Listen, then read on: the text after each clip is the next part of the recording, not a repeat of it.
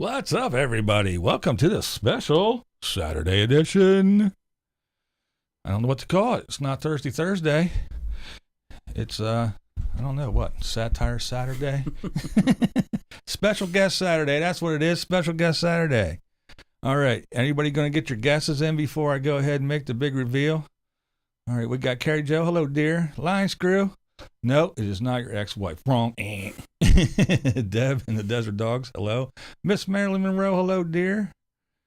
All right. Fatima. Never again. Oh, and thank you for becoming a member. That is awesome. Here, let's do this for you. For becoming a member, never again. Look, she's all lit up green. She got a little special little avatar.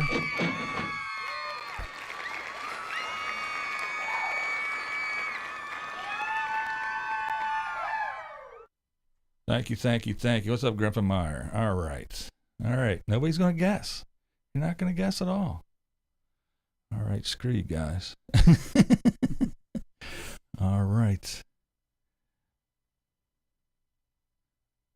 Correct. Okay. Is it the ghost of Charles Manson? Close. All right. Let's just do it. Ready? Say hello to the mystery guest. Boom. It's Mr. Ron Buckley in the house. Hey, everybody. Right here. That's right. Kicked Seymour out of his chair. And we got... Yeah, he's laying over there bleeding on the floor right now. Mm-hmm. Yeah, we're drinking beer. Drinking beer. Having some beer. Mr. Which Ron way? Brought some Irish beer for me, and he has some German beer, I believe it is. So yeah, we gotta start. I should have guessed he's not that far away. Not really. It took me just about an hour and 40 to get here. Yeah, that was about a little over an hour and a half. It wasn't too bad. But yeah, we've been here for a little bit, chit-chatting, talking about a little bit of this and a little bit of that. Danny from Quebec, hello, welcome. Linda, Lady Redskins, there she is. Oh, and my homie Romy, of course. She's always here. Gotta love it. Yeah, I notice a lot of people here that I've seen in the chats. Whenever I can pop in when you go live. That's right. Of course, I always get the notification 2 hours after you've already ended it. Thanks, YouTube. I do too. I get off my own live streams and I'll go downstairs and I'll look at my phone and it'll go, going live now on your channel. Oh, no, I'm done. Thank you, YouTube. That's why I am thinking about ending my channel or not posting anymore and just going BitChute. There you go.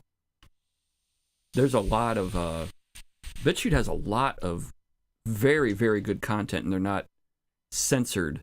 Yeah, like YouTube is, because their they don't really run an algorithm. And I think BitChute is a UK company, and the owner lives in Thailand, so they're not construed to the US type of licenses and things like that. Yeah. Carrie J said hi, Ron. Oh, the Reed. Oh, there he is. The Carrie Jo, the radical one. The Doxinator's holy here. Crap, Craig. How are you? He's in here spying. In 5 minutes, go to Camo Dave channel. Breaking news. Get your pen and paper out. Breaking news. Ron is at BlindViews. You heard it here first on the Camo Dave news channel. Yeah, we should get a whole series about this one, Craig. Just kidding, Doxinator. You retracted your message? What? Why? Come on. All you said was hello, didn't you? Come on. All right. And Ron. Craig, I don't hate Camo Dave, and we're going to get into this later on. We are.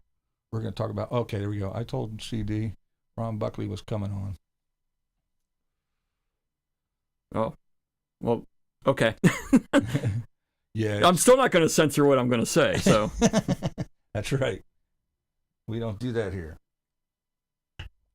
We don't spell words to try to. Okay, Bubba. I was just talking about you, Bubba, more than 15 minutes ago. He saw your sticker and said, "Where is Bubba? Where's Bubba been? Haven't seen Bubba in a while." It's Nana Cat. What's up, Nana Cat? Van City Adventures. Hello, sir. Oh, I'm Lens RC. I'm a nobody. So who was Ron really, really don't expect of anything. He is someone who has been around for a while, and if you were here for the early days of the BOYT, the bottom of YouTube, one of the many players that things have kind of went awry. Yeah. Why don't you go ahead and answer some chat things? I just had an important phone call I need to return real quick. Alrighty, no problem. All right. All right. So, folks, let's see. I've been following a live streaming channel lately. Oh, okay, Bubba. Doxner said I'd be lurking. Mr. Breeze, hello.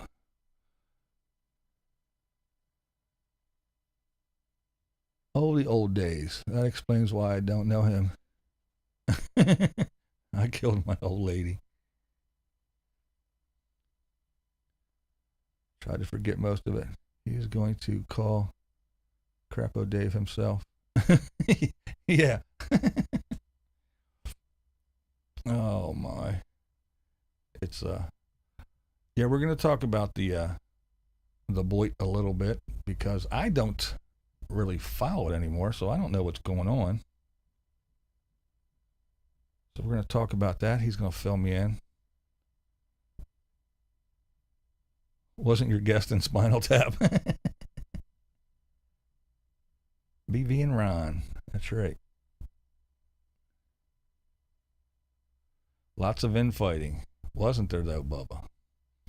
I guess that's what's still going on. Again, I don't know because I don't do it anymore. BV tells it like he sees it, and I love it. Wish more people were like that. Well, thank you. Yeah, I'm on the YouTubes to just spout off a bit. It's not a big deal. Yeah, I talk about subjects I'm not supposed to that YouTube frowns upon. If I get demonetized, I get demonetized. I usually don't make a big deal unless I get demonetized for some stupid reason, when I don't think I did anything wrong. But other than that, yeah. And I will say coronavirus. I won't say the V or spell things because I'm afraid of the algorithm. No, I'll just say it. It's not that important. It's not that big of a deal. Oh, yes. But I am here to oysters.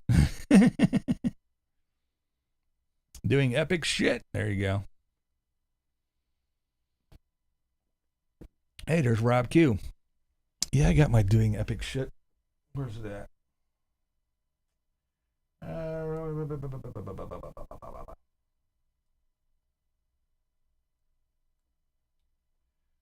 There's Van City Adventures there. Next to Unabassist. Yeah, I see some. Oh, there it is. Up top. Oh, you can't see it from this angle. Maybe you can see it from here. There it is. Do epic shit. Up there underneath Weirdos Unite. Next to the eye. The awesome eye.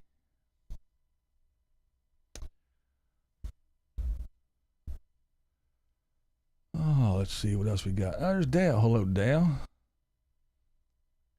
Let me help. Corona, COVID, war, gun. Bullet fraud. Alzheimer's. Yeah, that's pretty much all the words. Yep, that'll do it. Hey, old stonard. I've got me a cold adult beverage.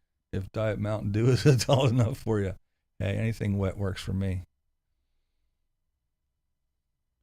I like y'all despite the infighting. You each offer something good as far as I'm concerned.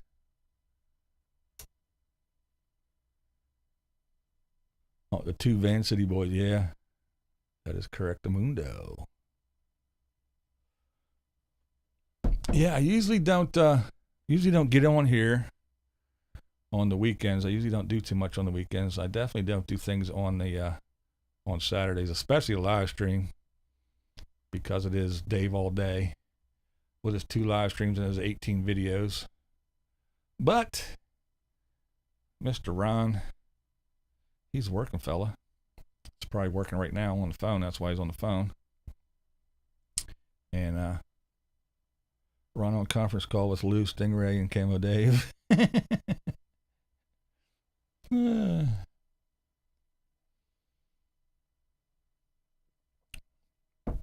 But yeah, he got a hold of me a while back. So actually, we were supposed to do this, a year ago? Yeah, we were supposed to do this a while ago, and we were getting ready to get it all set up, and then the virus hit and everything went to shit. So yeah, it didn't happen. So we decided that we'd do it now.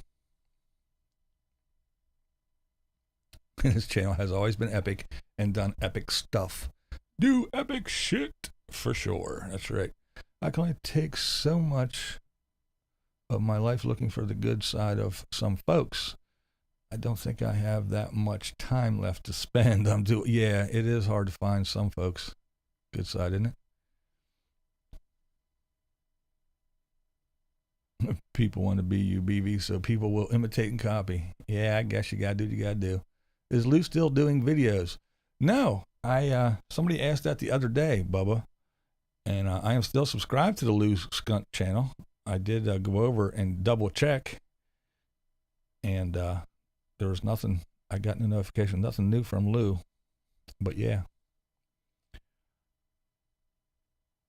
our latest walking group was in a text chat a few minutes ago. My alarm sounded to remind me to come here, so here we are. Awesome. Yeah, Ron had to step out and take an important call, so I'm going to babble for a bit until he comes back, and then we'll jump into it. We'll have some fun. Better late than never, that's right. But yeah, someone was in a while ago, said that they were talking to Lou on the phone. He was asking about me, and I said I got to call Lou. I haven't yet, so I do got to give Lou a call. I'm going to call him and see how he's doing.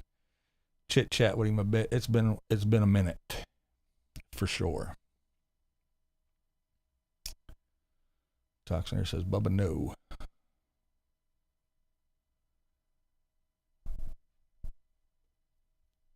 Rob Q does rock. So the story goes. Rob Q rocks. So it's an interesting Saturday here so far. A little bit cold, so we didn't go out and run around or do anything. But we've been here for a few hours, shooting the shit, catching up, talking about this, that, the other thing, and trying not to talk too much about stuff, so we had something to talk about on here. But yeah, very cool hanging out. Notices the rare occasion of BB wearing a shirt with sleeves, and if they want to copy you, BB, they'd better get busy with a tattoo gun. I know, right?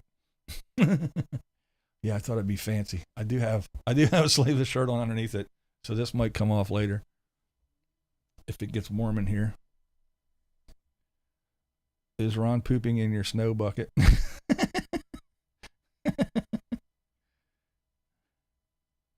My house is old. It's not that old. It still does have indoor plumbing.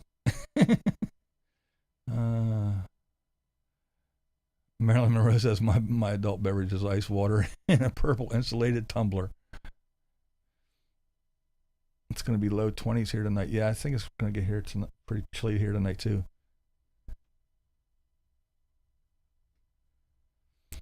Mr. Bree said BB's Harrisburg made the national news, but I forget for what. Yeah, it's hard to tell, right? Raining in Vero Beach and 64 degrees. All right, let's do this. And he's back. Sorry, y'all. All right, so where are we? Just shooting the shit? I tried iron on tats, but you get burnt too bad. Butterbean, what up, girl? No, Craig, I did that before I left to come up here.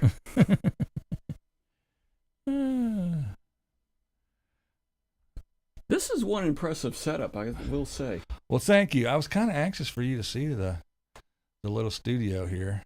What's up, Jerry? It's bigger than what it looks like on the streams or on your videos that you make. I personally am kind of impressed with my command center myself. I mean, it's like a frick ton of NASA lights here on the digital readouts and stuff. I think half of them are fake. You just put batteries in and just make them look like they're doing something. That's it. It's all fake stuff.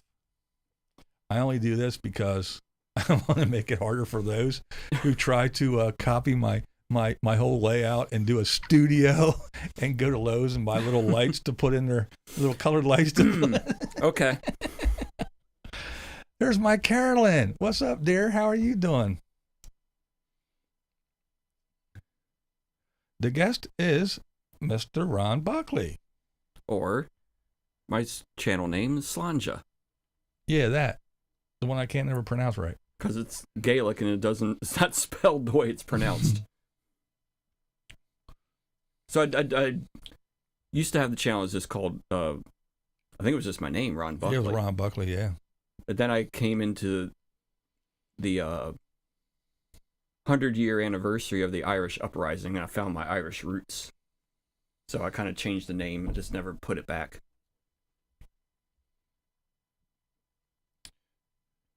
Zep will be Zep. I went into a store today for the first time in about 18 months. Alert the media. Yeah, I know, man, right? Yeah, I don't, as the least amount of interaction with people, the better for me. Honest to goodness. I don't go anywhere unless I absolutely have to. And then sometimes I just send the wife, say, you go. Yeah, Bubba, it's Slanja, like with a J, Slanja. There is another part to it. It's called Mava, but that's just an extra thing if you know the person well. You put the Mava in the end. Oh, there's the radical one. What is he saying? Pogamahan ab, old Irish saying. Oh, really, Rome? Damn. I thank you for that. Even though most of my stuff is historical. Does that roughly translate to cheers? It's exactly what it translates to. Cheers or good health. And you always say that to the person you're drinking with. And there, Marilyn Monroe put a link to Ron's channel. Now, if a lot of you don't know, and some of you do, I am not very PC, if at all. And I'm very vulgar at times when I speak. Doc's in there. Zep is a grade above Nap, no effort. He got 0 effort and no effort. Yeah, I was trying to figure out how to abbreviate my videos, because all I do is just put the crappy phone camera up, hit record, hit stop or pause, and then keep going. Throw it into Movie Maker and just splice it together. That's why it jumps all over the place, because I have 0 editing skills at all. I do have a video. I think I said this before in another one, and it was it's a parody. I don't really hate anybody. It's all parody on Ox. Oh. And I really put every ounce of spare time effort into editing that, and it turned out so shitty. It's like my point and shoot is 1,000 times better than me trying to edit something, and it was just crappy. I mean, I still have it. I might release it, but half of you guys aren't even going to know what the hell it is, because you're not. A lot of you guys don't follow or is, how do you want to say, a part of a certain area of YouTube. Yeah. So it's going to go totally out of context, and you're not going to understand a damn word or any reference of what it means. So don't worry about watching it if I ever put it up. Are you political? And I miss your tours that you used to do. Am I political? I have my strong views, but I'm not really a political person. So let's just say a lot of people would call me conservative. Yes, I'm a Republican supporter, but I would more so say, in these days and times, I would probably put myself as center-right, more of a liberal, but the John Locke type of liberal, of personal freedoms and freedom of expression and things like that. I don't believe in big government, even though I work for the government. But no, I have views on. I'm shaky on Cam too, apparently. Oh, please. That's probably me because all the beer's kicking in. I have no food in my stomach. I'm having a seizure. There ain't no shaky cams in this studio. Thank you very much. I know what a tripod is. Yeah, it's probably just me, Craig. I don't spin my shit around. But Doc Singer also said Billy Dunn undercoming. No, that was Bubba said, or are you still doing them? Yeah, he actually just did. The last one of Ron's videos I watched was he was running around showing us different embassies, actually. Yeah, I was down on Embassy Row in D.C. Yeah. And I was showing the different types of embassies depending on the political power one country has and representation within the United States. Jerry saw Crocus. Yeah, I like Crocus. I'm a Crocus fan. Yeah, Crocus is a good group. Carolyn says that there is an update for Camper Van Kevin about to put a video together. Yeah, we're going to talk about music for sure before we get out of here today, because Ron's one of those folks I like to talk to music. My vids are shaky all the damn time, Craig. But Ron, I can coin Zep. Ron always, when he would put up videos, would put on some pretty cool music and some of it is stuff that I just love and haven't heard for a while. And he reminds me of some of that old, the old Crocus shit, like you said, and like Uriah Heep and stuff, just all this old shit that he puts up. And I was like, cool. 80s hair metal type of stuff. Yeah, I love it. Skeet Surfer. Skeet goes way back with me. Hey, Boo. What's up, Trish? And he kind of disappeared for a bit because I know things happen. People got other lives outside this whole damn piece of crap YouTube stuff. But he popped in. And I was like, it was a pleasant surprise to see him comment the other day. There's the Quinn is in Pennsylvania when President Biden made that speech.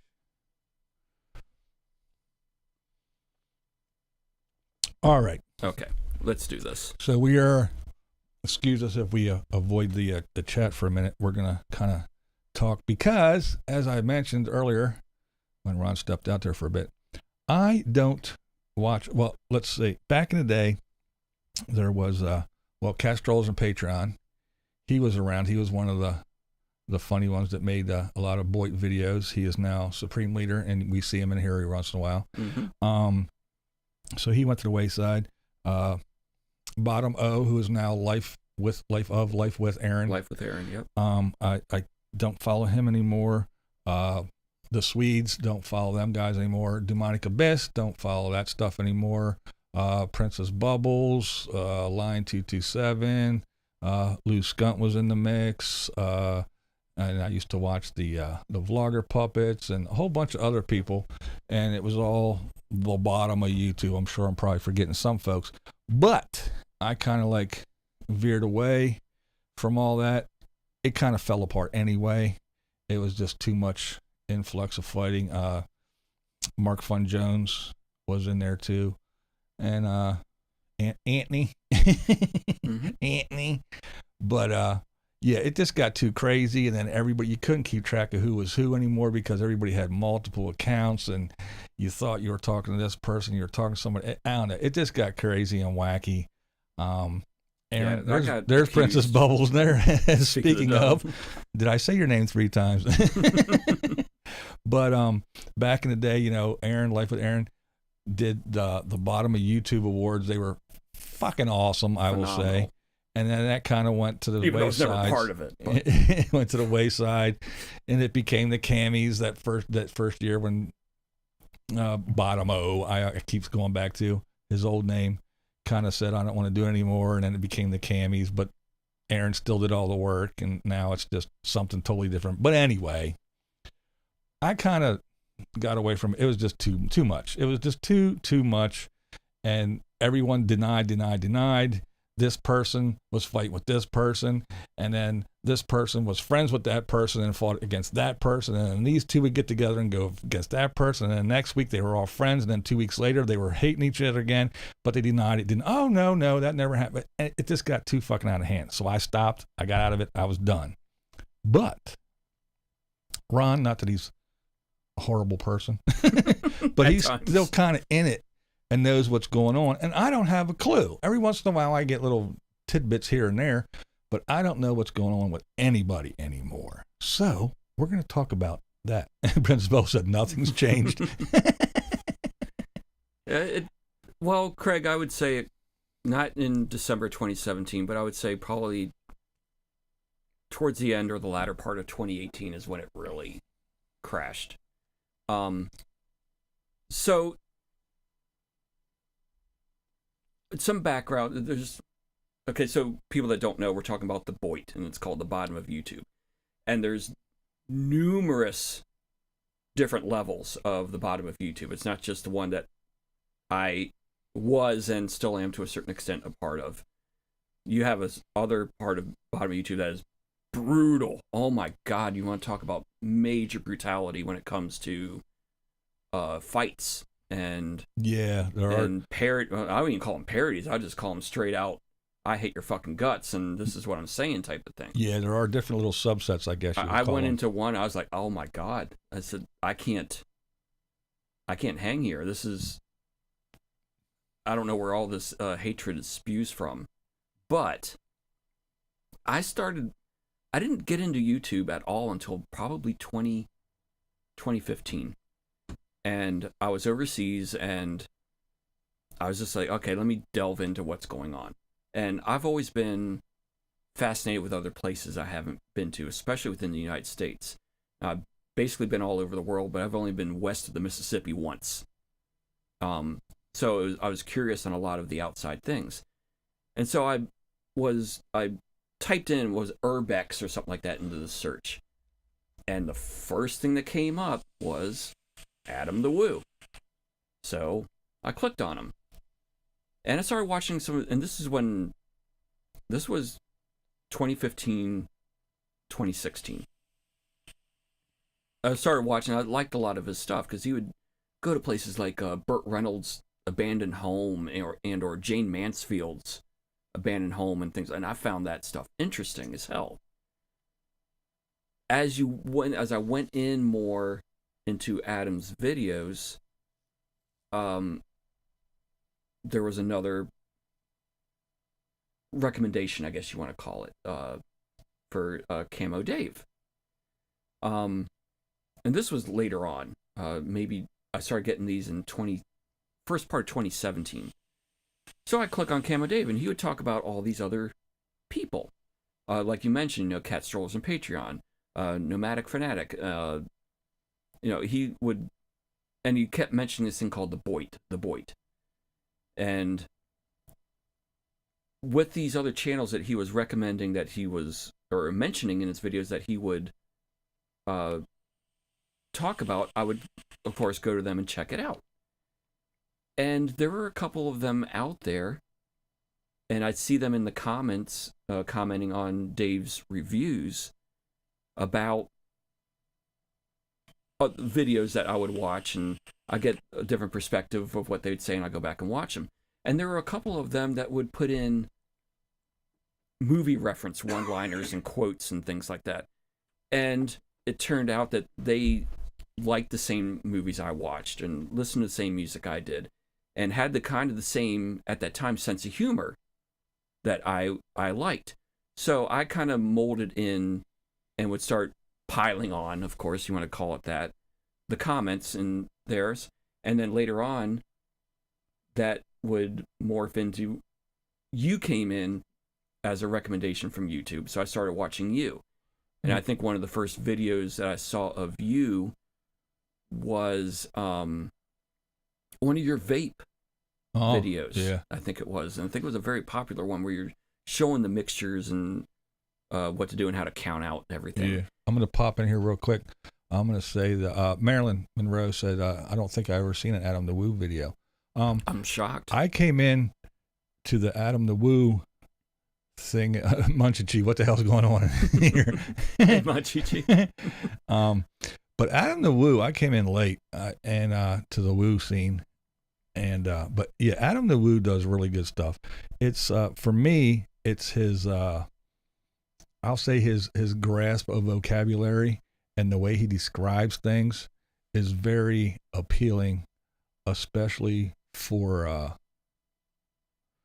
I guess as a visually impaired person. I don't have to actually watch or see. I can actually, the way he describes things, and I just love vocabulary. I like people who use, the vocabulary well. But he does very good videos. He was here not too long ago. I guess probably a year ago. But yeah, he was doing the Hershey thing, and then went out to a place that's actually just closing, Roadside America, which is a little indoor town started in the 60s by some guy, and he built this little indoor miniature city. But anyway, Adam the Woo videos are they're pretty good to watch, to go check out for sure. And I got to do this real quick. Thank you to the Lioness. Became a blind viewer visionary. Thank you so much.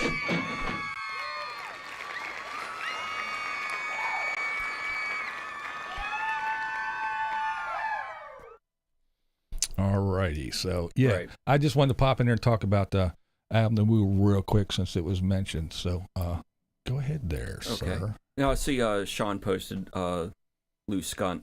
Yeah.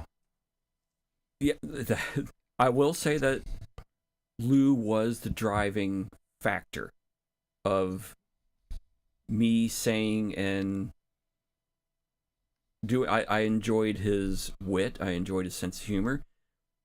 Did sometimes he take things too far? Yes, and I have too at times. I realize that. But so then everything started morphing into an us and them type of thing in YouTube. So one section was called Chaos, or Circle of Chaos. Circle of Chaos, yes. And then the other one was called the Circle of Light. Light, yeah. And so you had your different factions, and it started off as, and this is my recollection, and someone else might say it differently, or say, "Oh, Ron, you're a fucking liar. That's not what happened." And this is how I remember it. To where it would start off as Princess Bubble. No comment on that, because I do know the guy outside of this area. And let's just say, I would say the vast majority, I would say for at least 70% of the people that do things and say things on YouTube are totally different in person. But I digress. So I was more in tune with Chaos. And we would make videos back and forth. Chaos would make something against somebody that's in the Circle of Light. Circle of Light would retaliate with a video, or to say, like Princess Bubble does, we're racist. Which I guess if you're an outsider and don't know things within context, it could be construed as that. It's just human nature to point out, to look at it that way. Doxinator, yes, his carpetbagger at work video was excellent. I love the little post-its he put. Yes. I can't really call it because I got carpetbagger teeth also, I got the gaps and everything. That was a good one. Well, I have to admit, you did a good carpetbagger one too. So I wish I still had film of that. I don't have it. Stingray, if you still have it somewhere, please send it to me, because I'd love to post it back up. That was a fun video I did with him. So, and it started off as parodies in between both of us. And before I go any further, there was always one in the Circle of Light that was the direct target of every pair, not just Adam, but Mark Fun Jones was the target. Because, and I will say that in the very end of it all, if you want to call it a battle between us and them, frickin' Mark won the battle. Mark won it hands down, because he just took it in the corner. He was taking blows left and right, and all he threw back was, peace and love around the earth and things like that. And no matter how, that would fucking drive me nuts. And he knew it. And he knew it by just saying that. It would drive a lot of us nuts. And I'm one that it did. And I finally got to say, like, this isn't fun anymore. I'm not getting a rise out of this guy. So why am I wasting my effort in doing it? Good stuff. Good stuff. And so then then it started in 2018. Something changed. Now you had the really wasn't any more chaos and light, but there was some very mean stuff going on. Let me interject real quick. Yeah. I don't want to throw you off track here, but Princess Bubbles is saying that the one where Lou gives people Jacob's phone number at work. Now I do know that someone did give Carpetbagger's phone number out, and they harassed him at work and actually made him lose his job and made him pick between YouTube and anything. Was that Lou? I don't remember who it was, and I'm not playing dumb, but hello there, Helga. How you doing? Yeah, I don't know if that was Lou or anybody else. Yeah, I'm not sure. If there were lines in 2017 that weren't crossed, that all of a sudden, like frickin' Mexico U.S. border now, the floodgates opened up in 2018 and everything was a free-for-all. Yeah. And I really didn't want any part of that. So I started backing off. And yes, skeet surfing, I'm sorry. Skeet surfing, you're right. Yes. It turned out that motocross, I'm not going to speak for anybody. This is my impression, that motorcycle was a very brutal wreck. Very brutal wreck. And that's when, not only from a us and them type of thing, but around that time frame, that's when things really started going downhill. So I decided to back off. I still did parodies, but I started doing more of what I liked, and that was a lot of historical things and filming things that I could when I was overseas. So now that brings me here. Yeah, I'll still do the parody once in a while, but it's the BOYT that BlindViews was known to be in, and myself, it's gone. It is no more. And yeah, it's a whole new beast. Whatever is left. And I will say, who was it that said that it was? Oh yeah, the Quinn. Yeah, it was horrible. That whole thing with the carpetbagger. I don't know who did it. I really don't. Princess Bubble says that it was Lou, but anyway, whoever it was, and whoever was involved, it was more than one person. So everybody that was involved in that, that was way out of line. That was craziness. That was bullshit. And to make fun and poke at people back and forth on YouTube is one thing, but to go outside and attack someone's family, kids, job, and livelihood, and everything else, that's when it's like, okay, it's time to get out of this mess for me anyway. And I just want to say hello, Camp Goer 1. Yeah, and with that, there's still one person out there I need to speak with, and I like to speak with him, on the phone or something like that, to iron something out that apparently I don't recall ever doing, because I don't recall going after family or anything like that, but apparently this one individual says I did, and if I did, I sincerely apologize, but I would like to apologize to that person, but I'd also like to know proof of me saying something like that. But that's not for here. But going back to that, the whole meeting place was Camo Dave's channel. That's where, he would 3 beers in here. That's easy for you, sir. Yeah, no, it wasn't. He would review the parodies and the BOYT, and then on the tail end would throw in Nomads, because that's what he liked. I never hated Dave. In the parodies I did with him when I was doing that whole thing of, Camo Dave Countdown, how much he covers of BOYT as opposed to the Nomads, and how that whole video about how I was unsubscribing to him because of everything. I was thinking that was funny. Some people was calling off that I hated Dave, which I didn't. This is what I didn't like, is that you're covering somebody or a group of people and something else in your daily commentaries. Doxinator said, you went after Crotchy, hurt Dave's feelings. Oh, fuck the puppets. Seymour's down here is freaking bleeding. I just fucking threw him across the damn room. So, fuck the puppets. The puppets were the worst goddamn thing that this BOYT has ever done. Freaking, it's a phenomenal piece of work. Crotchy's Bob did a bang-up job with that. And even with Seymour, he did a bang-up job. It's the top-notch quality. Yeah, Bruce Brunger, wherever you are, man, good job. They are awesome. But then you had freaking, God damn it, Mark, with that damn Jack Sparrow bullshit. Yeah. And it was a predominant channel that was just puppets. And I'm like, that irked me more than anything was these damn puppets.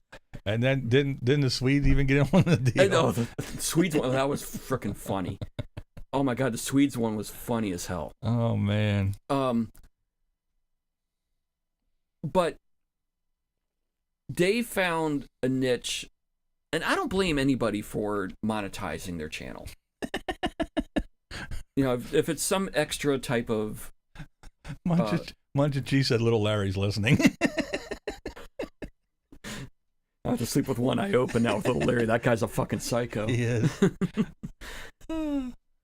But and this is just me, but to throw away a section of people that you covered, just throw them to the curb and totally ignore them and just concentrate on one group. Now, if you're going to wean that group away and just gradually say, look, this is where I'm going to focus my channel on now. This is so I get more views by doing this. I'm in this now to make some money as extra income.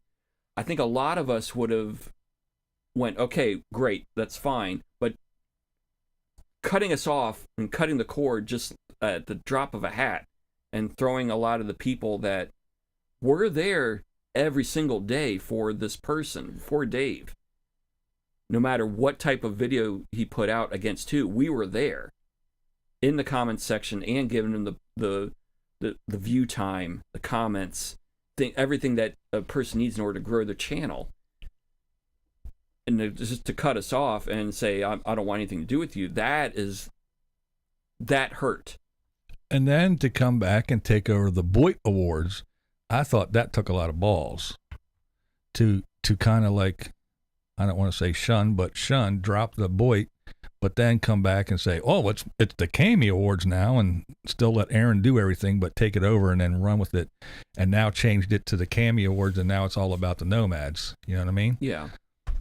Well, even with you do Nomads. I couldn't care any more or any less about Nomads. Right. But this is your channel. And of course you do with it what you want. Far be it from anybody to dictate the content that you put out.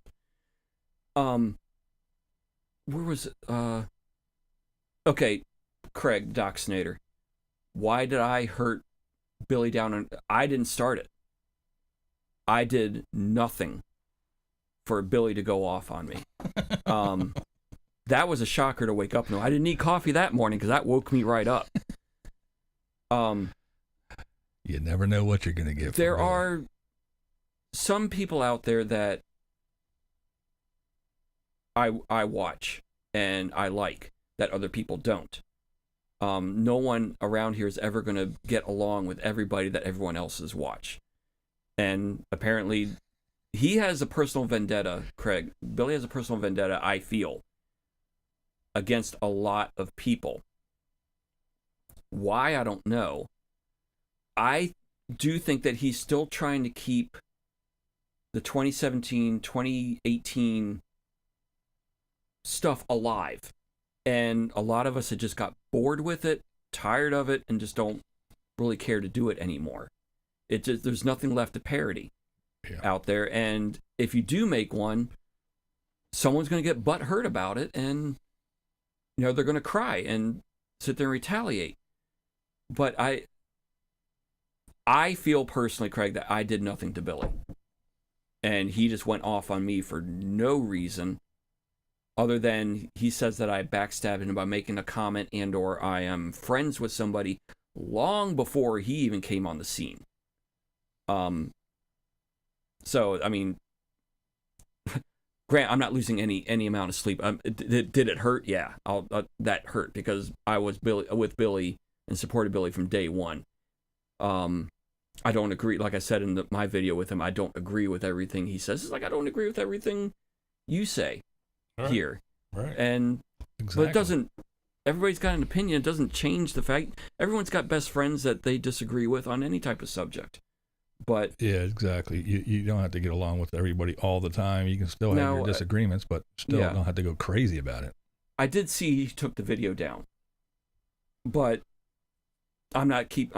mine's going to stay up for an unforeseen amount of time because that one did sting, and I don't regret what I said. I don't take back what I said.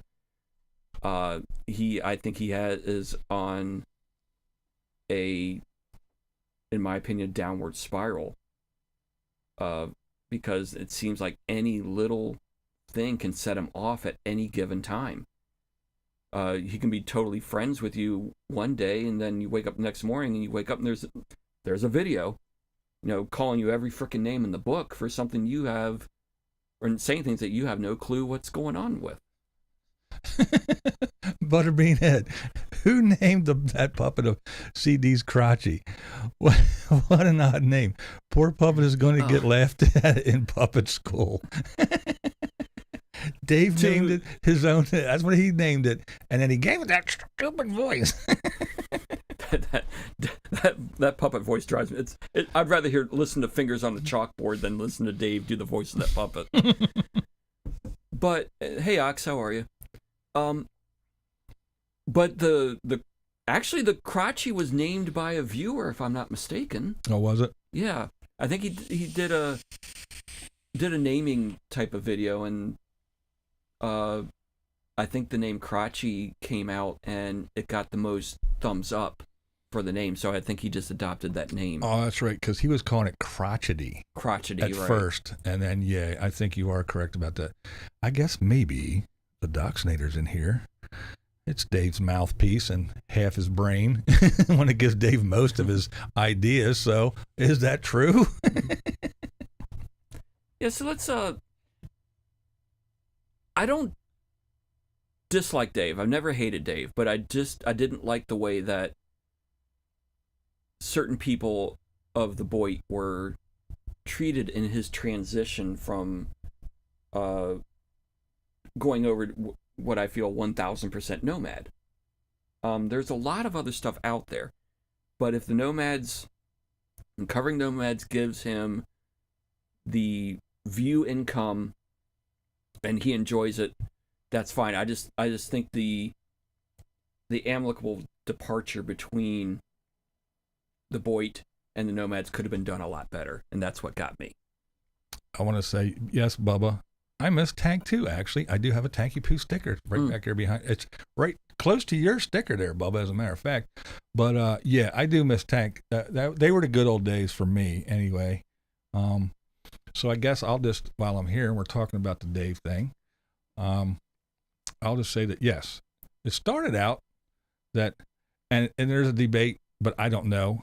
Dave probably did start first. I don't know.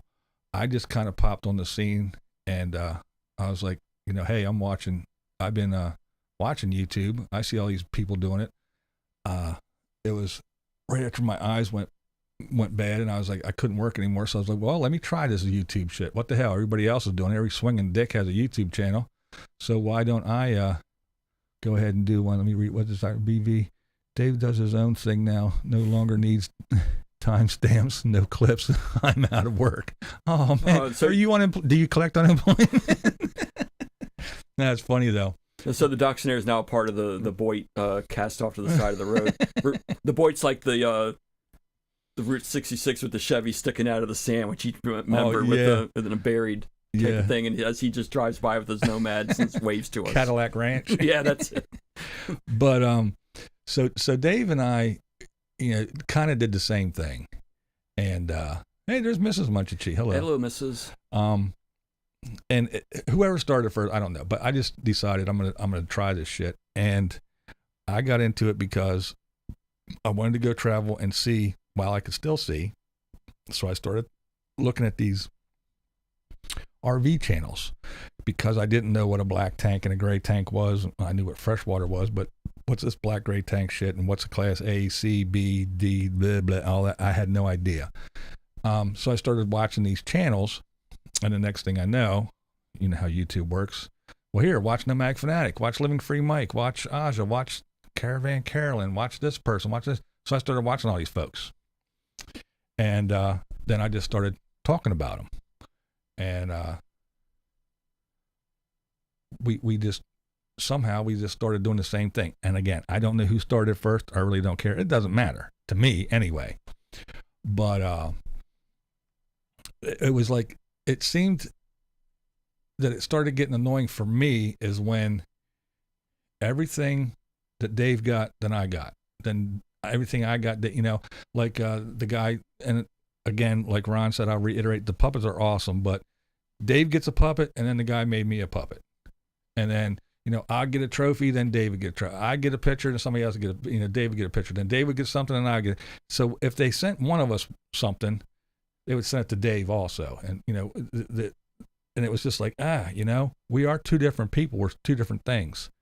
And then when it just went to, I don't know, it just seemed like everything I did, Dave decided he was going to do. I said, I'm going to do a live stream once a week. The notification systems suck, so I'm going to do it Thursday. And I didn't pick Friday. I didn't pick Saturday because that's like a busy time. Everybody, Friday night, Saturday. I picked an off day, Thursday. I picked 7:00. It wasn't too late because of time zone and all that shit. And here on the East Coast, and I figured that way people could get home from work and have time to eat, do whatever. And then, I wasn't in the middle of their shit. But anyway, so I picked 7:00 and blah, blah, blah, blah, blah, yada, yada, yada. Well, I had a question on that. So I started doing that. And then Dave decided, oh, well, I'll just do one at 6:30 and call it the pre-show. So I'm promoting my stuff and pushing and promoting it and everything so everybody knows. And then he just kind of glommed off of all the work that I did, and that kind of annoyed the shit. I mean, that's kind of where things started rolling down. Mm. So with that said, do you think that maybe it could have been like, like an idea maker, that you're doing something and you're like, well, that's not a bad idea. Maybe I can do that, but maybe the planning of implementing that idea was wrong. Well, first I'll say Butterbean. I did. Dave actually got a sock monkey first, and I got one. I do have one, but Dave got one first. I have one. I got one later. Freaking Top Chat. Don't you hate that much, G? Okay, yeah, I get the thing where, that's a good idea, and maybe I should do something like that. That's fine. I get that. And I kind of went that way, but then it just went further and further and further, more and more things. It's just like, I have to have a studio now. So now he has to have a studio. He has to go out and buy lights now. He has to talk about this now. He has to do, it just seemed like everything, he had to do. He just had to do it. I come on Thursdays, and everybody, I would rant and go, everybody, oh, rant, come on, do a rant. So what does Mr. Camo Dave, Camo Doug, the one we shall not speak of, Camo, anyway, that guy, he has to come on, and now he has to do a rant once a week. And it's just all this. I mean, if you want to take an idea and go, that's a good idea, but do you have to take every idea? And then whatever he wasn't taking from me, it was like, and he would give credit. Doxy said this will be a great idea. Well, do you have any? 1, 2, maybe. I don't know. It just got fucking annoying. Yeah. I was seeing someone, I don't know the name. It might have been Kyle Porter. Yeah. Brought up, well, don't forget Stingray. Like, no, Stingray's my buddy. Him and I are really true friends. There isn't a damn thing I wouldn't do for that guy. But he backed off too, because it was just the whole thing towards the latter part of 2018 in the BOYT was just going down a road that a lot of us didn't want to go down anymore. And granted, he's like, I'm done, and he stayed true to his word. But him and I talk a lot. Love the guy to death. It did get brutal. Yeah, it got very brutal. And yeah, Kyle, it was Time Chaser. But yeah, close. Time Chaser is the one that made all the stickers, correct? Yeah, I never got a sticker from them bastards. He made a lot of people stickers. He really did. I was going to make a sticker. Actually, Stingray has the only sticker I ever made. But it was it was still when the channel was still my name. Yeah. And all I did was, like, on a Sharpie, I got like a Stay Free maxi pad, and I just wrote Ron Buckley on it and peeled the adhesive off and stuck it. So he has the only sticker that was a Ron Buckley channel sticker is a Stay Free maxi pad. And I have a Stingray and a Clyde sticker that Stingray made. He did the same thing on Band-Aids and sent them to me. He's got a cool cat. Yeah. Yeah, Claude is a real cool cat. And the YouTube. Oh, the other thing I remember, this came to me too. Remember when Lou sent Little Lou around, and he came here? I had Little Lou for a while, and a couple people, and we signed the back of his head. So Little Lou, when he got back, once Dave decided to give him up, I never remember Lou bitching about that too, because Dave held on to him too long, he said. Oh, so Lou did get Little Lou back. I believe so, okay. Yes. But yeah, I remember because it went to Stingrays, and then from Stingrays, I think it came here. And yeah, everybody, we were all kind of like, I put a little BV and Stingray sign and everything. So we sent Little Lou around, and then it got back. That was pretty cool. I remember, I just remembered that, and that was fun stuff, man. Yeah, but everyone said, I got a Stingray sticker. No, I got a Stingray yellow hat. So you bastards don't have that shit. Oh, Stingray. Much did you say you got a Stingray and a Clyde sticker? Oh, yeah. But yeah, it was. Yeah, so that was my history within the BOYT. I mean, there's still. I wanted to say remnants, but like little feces of it floating around and stuff like that, floating in the water. Yeah. It's not going to come back to what it was. And whoever is going to try to resurrect it, it's not going to happen, because there's just too many conflicting personalities out there now. And the doctor, that's right. So is comments a parody of letters, or a new idea? Oh, I don't know. I just came up with that idea all by myself. It came to me in a dream one night. That's right. Out of the 10 things that he stole from me, I figured, why not? Why can't I just one time, just once, take something from the great almighty wizard of YouTube, the one who mentored so many people on how to grow their channel, the guy with the squeaky spinning cam and edits so well. Yeah, that guy, the one who told people, I will be your mentor. Remember that? Destination Storm? We have a working relationship. Yeah. So yeah, I did take one of his ideas. One. And I know I will be the bad guy forever for stealing his idea, but he could probably shoot someone in the face on camera, record it on YouTube, and everyone will go, yep, that's silly old Dave. He didn't do that.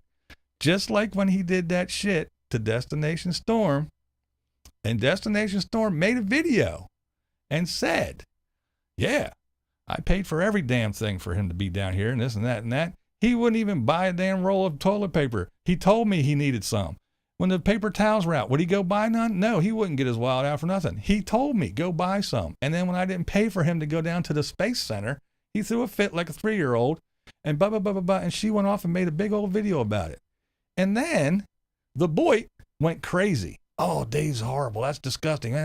From Demonic Abyss on down, they made videos about it. And then the very next day, like it never happened. Flick the switch, and Dave's a hero again. It never happened. He never did that. No. So they made these videos about how horrible it was, but then boom. Oh, man. Hey, Chels. Hey, you should check out the band King Gizzard and the Lizard Wizard. Take that back. Cool. There were two, now that I see her, there were two nomads that I watched. And one was Chelsea Vicari. I watched her all the time. Yeah, I just saw that. And the other one, I wouldn't call him a nomad, though. Mobile Instinct. He was more of like a destination videographer, more than a nomad, wouldn't you think? Yeah, I guess you could call him that. Yeah, but I enjoyed Chelsea Vicari a lot. Who was it? Bean was her travel partner. When Bean was her travel partner, and the I can't remember her Doberman's name, but that's a cool dog. I enjoyed a lot of her stuff. Banks. That's it. That's right. I'm moving soon. Going to get back on the road a little bit after a 2-year break. Cool. Has it been 2 years? Yeah, it's been a while. Yeah, Chelsea, she's one of those ones I started watching because her eye. She's got that eye, man. She grabs these shots in her videos and even her stills. But yeah, she's got that cool eye. That's what drew me to her channel. And I had the opportunity to meet up with her and hang out with her for a day. Yeah, her and Bean, and oh man, awesome. Two awesome young ladies. I am so glad I got time to hang out with. Yeah, she might not remember, but I did converse with her on a couple back and forths. This was we're probably going on. I'll probably say 2 years now. Is that when she had her nose done, and I was asking about that because I have a deviated septum, and I was thinking about getting that done also, and she was filling me in on different things about because I had questions like, is my breathing going to change? Is my speech going to change? And she helped me through I haven't done it yet, but she did put my mind at ease a lot from trying to get the surgery done for my deviated septum. Yeah, that must have been shortly after we had our meetup, because when we had our meetup, she was actually telling me that she was thinking about getting her nose fixed and stuff. But yeah, very, very cool young lady. I always say she's an old soul trapped in a young lady. She was so fun to hang out with, and gorgeous.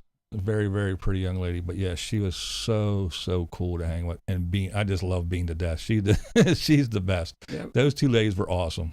And one of the other things I liked about her, and I think I watched one of your videos earlier when we're talking about the nomads, but she was one of the very few, I could probably count on one hand, that tried to fix any shit that went wrong on her own. Yeah. Without help. And I like that a lot. Bubbles, you said something earlier about how you were the main punching bag when it came to the BOYT. I would say you were up there about it, and I'd still probably say to this day you're still there. But I do still think that the main punching bag was Mark. Yeah. Mark, just his overall kindness and everything about and his goofiness. He was the brunt of a lot of. He did get a lot of parodies. He did get a lot. I'm sure guilty. I did a lot. A lot of my parodies were about him because he provided that content that could be parodied, but then again, him not retorting anything kind of pissed me off, and I kind of stopped doing it. I'm seeing here, Bubbles says, I do remember when stickers turned into the definition of an e-beggar. Oh, was that nomadic? What do you mean? Stickers? Is that who you're talking about? Oh, yeah, the channel or the actual stickers? I think he Bubbles, he or she. Yeah. He or she, Bubbles. We were just talking about that today, too. We were talking about you, Bubbles. We were like, the biggest mystery of the century is, who is Princess Bubbles? I think there's someone out there that does know, but The biggest respect that he's not giving up who the Bubbles biggest really punch is. in the BOYT turd bowl. Oh man, yeah, it was a funny time back then. It really was. It was different. Well, it was. I think back then it was the way it should be instead of what it turned out to be, and then the ultimate demise of what came to be for the BOYT of what we're familiar with. But yeah, what Princess Bubble said is kind of funny because, yes, NF Stickers, who was, oh, he's an e-beggar, he's a scumbag, he's this, he's that, and makes all the videos about all the e-beggars. As soon as things went tits up for him, the first thing he did was get on his channel and say, hey, everybody help me out, I need your money, and started e-begging, and everybody bailed on him, and everything went to shit. That was kind of crazy, man. That was... Well, didn't he get into some financial, legality problems? Troubles from shit. Yeah, I guess he... So he's trying to raise money for defense or something like that? Or to pay fines, I think? Yeah, from what I heard, he was losing his house, and his wife was all pissed and everything. And I think, rumor has it, I don't know how true it is, because I kind of got out of there, but it was all about, he was running from the law and ran to the United States, and I don't know, just all kinds of, how shit goes, right. Crazy, but how much of it's true, I don't know. The one thing I could never do, and I said it before, is editing. And you have, including yourself, because looking at this place, I don't see how you cannot edit. Some of them that are out there did phenomenal video, like Cat Strollers did phenomenal type of parody videos. Yeah. Roland, his editing skills and Aaron were top. The way Aaron did, like you said, did that awards.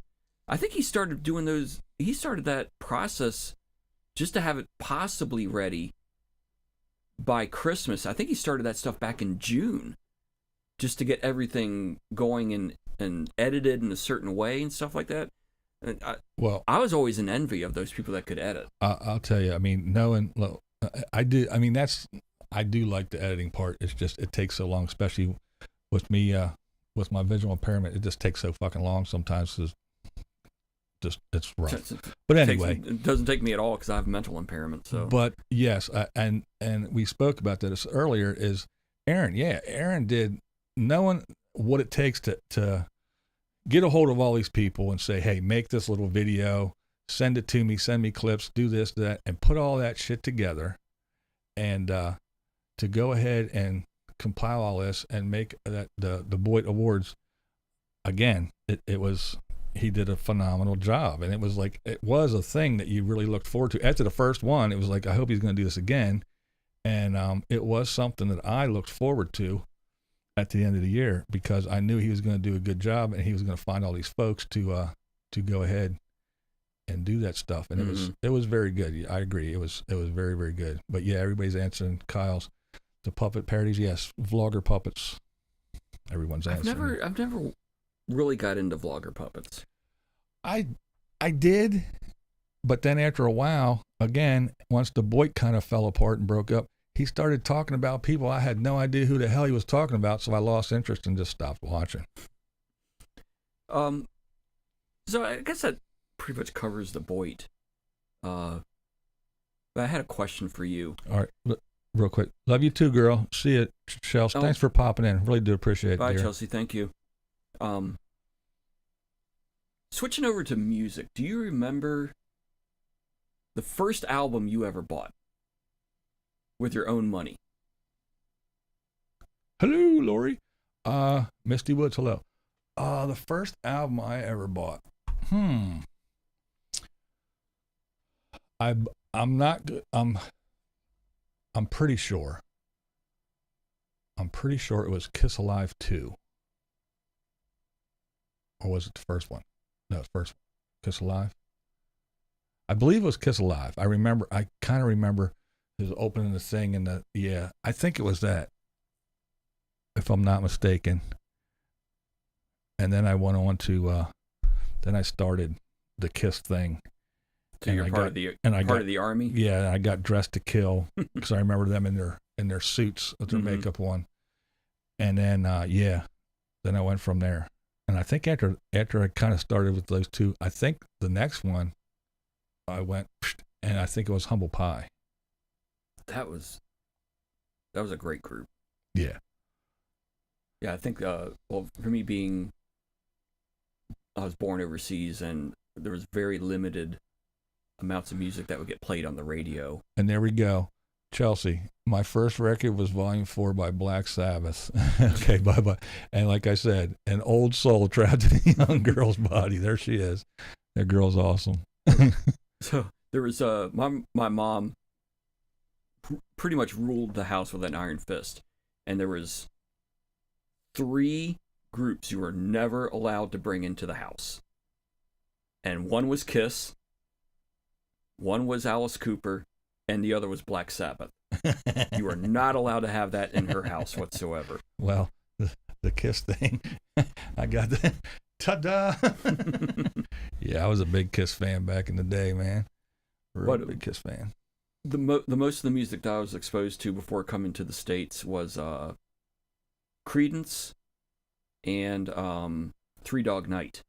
Oh, that was the ones that got played the most on the radio where I was raised. And then the first album I ever bought coming here was actually 2 at the same time.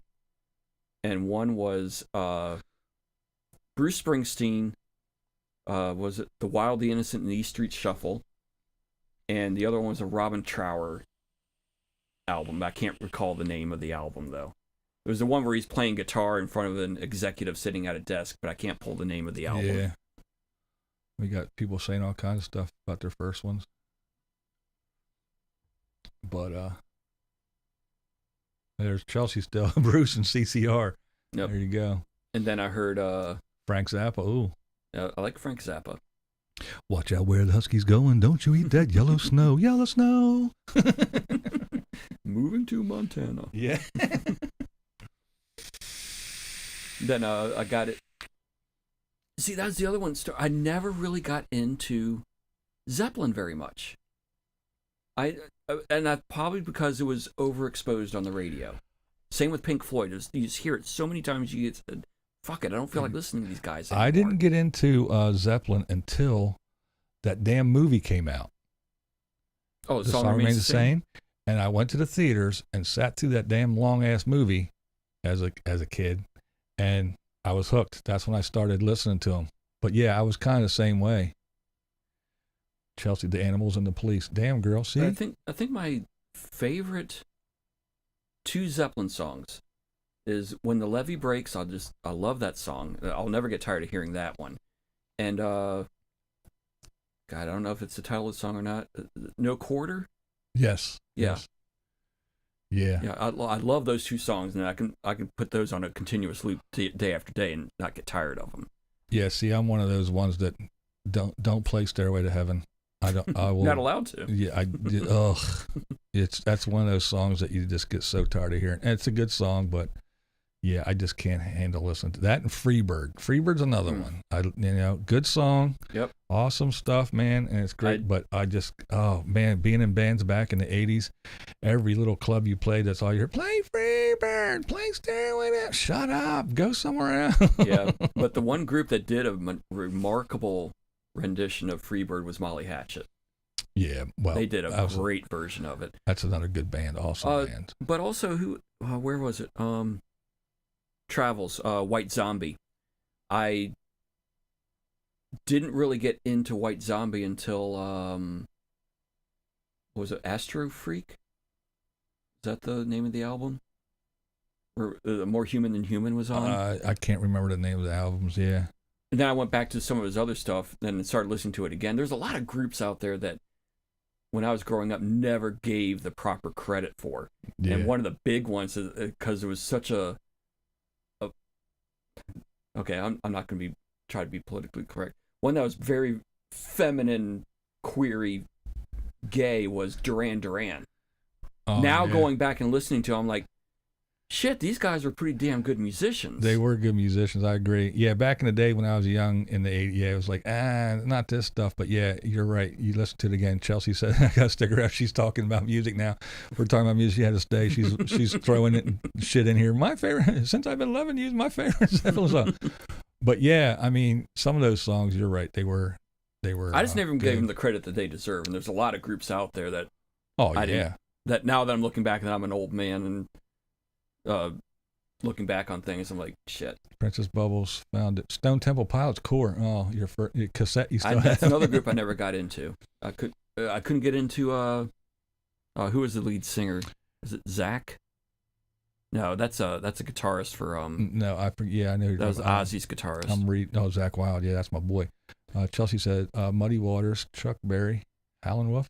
Do you mean Steppenwolf or Howlin' Wolf? And Steppenwolf, the only song I liked of them was Magic Carpet Ride. Yeah, there was a few, but yeah. Much she said Gwar.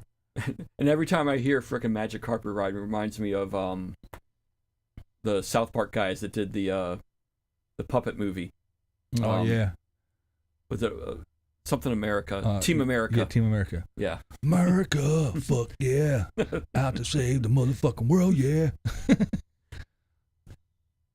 Kiss my butt and suck on my balls. Zeppelin ripped off every old black blues song there was.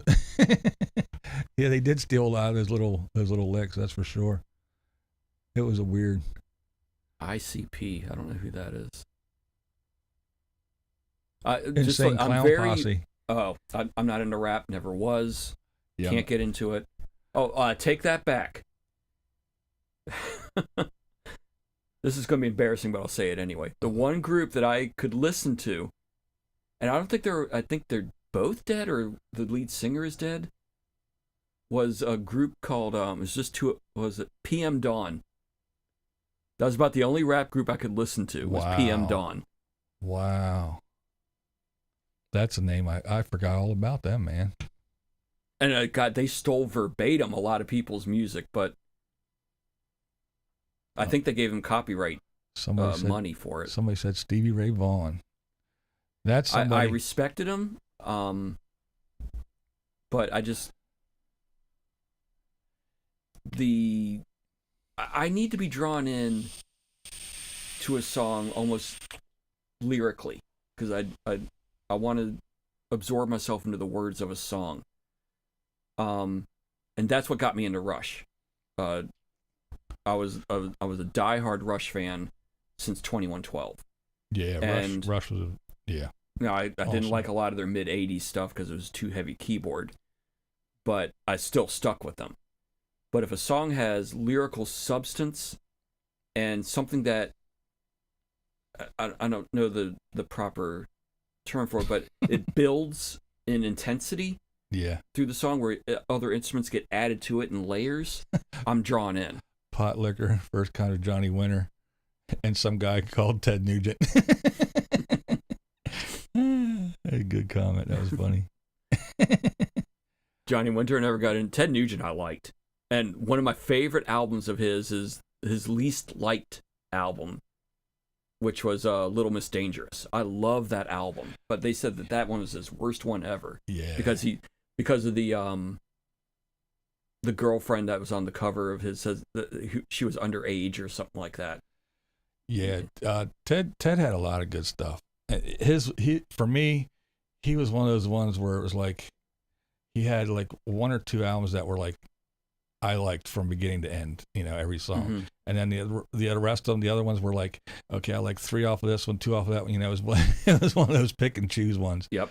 But yeah, there was like one, I think 1 or 2, I can't remember which one, that you could put the album on and listen to it and like, yes, another good one, or Yeah, because I think my favorite Kiss album back in the day was A, Rock and Roll Over, and B, Psycho Circus. Psycho Circus, See, I even like The Elder, too. I'm one of those guys that I like a lot of the old stuff. Like, for instance, Metallica. Give me fucking Kill 'Em All any day. See, I never got into them either. You give me, when it comes to the Kiss, give me that old shit. Give me Dress to Kill and all them old ones, man. I like that old shit for some reason. As they go on, I like it. It's just when it comes to my favorites, like Metallica's, like, Trapped Under Ice and shit like that. I just love that old shit. It's just so fucking just makes you want to drive fast and rip people's faces off. So there's two things out. Bubbles. Kiss is not overrated. It's simple sells. They're a 5-chord band. Layer it right, and they produce a good sound. Well, here's the thing. My opinion on the Kiss thing. First of all, it was in the middle of when you went to a concert. You went to a concert because you wanted to go see a show. You weren't sitting in your home listening to it on the album. You could do that. You weren't listening to it on the radio. You wanted to go see a show, and just about everybody was putting on a show. Mm-hmm. But when it came to the Kiss, it was larger than life, bigger than ever, and it was a over-the-top show. You can't take that away from them. And a lot of people do say about musically, they're this and that and that. They're not the greatest as far as musical, but if you do play an instrument and you go ahead and try to play some of those songs, you go, oh, this is easy. Some of that shit is hard as hell to play. To play it right. Yes. So you can mimic it with different octave chords and stuff like that, but it's still not the way that they wrote it. Yeah, so they're not the best band, but yeah, they're a lot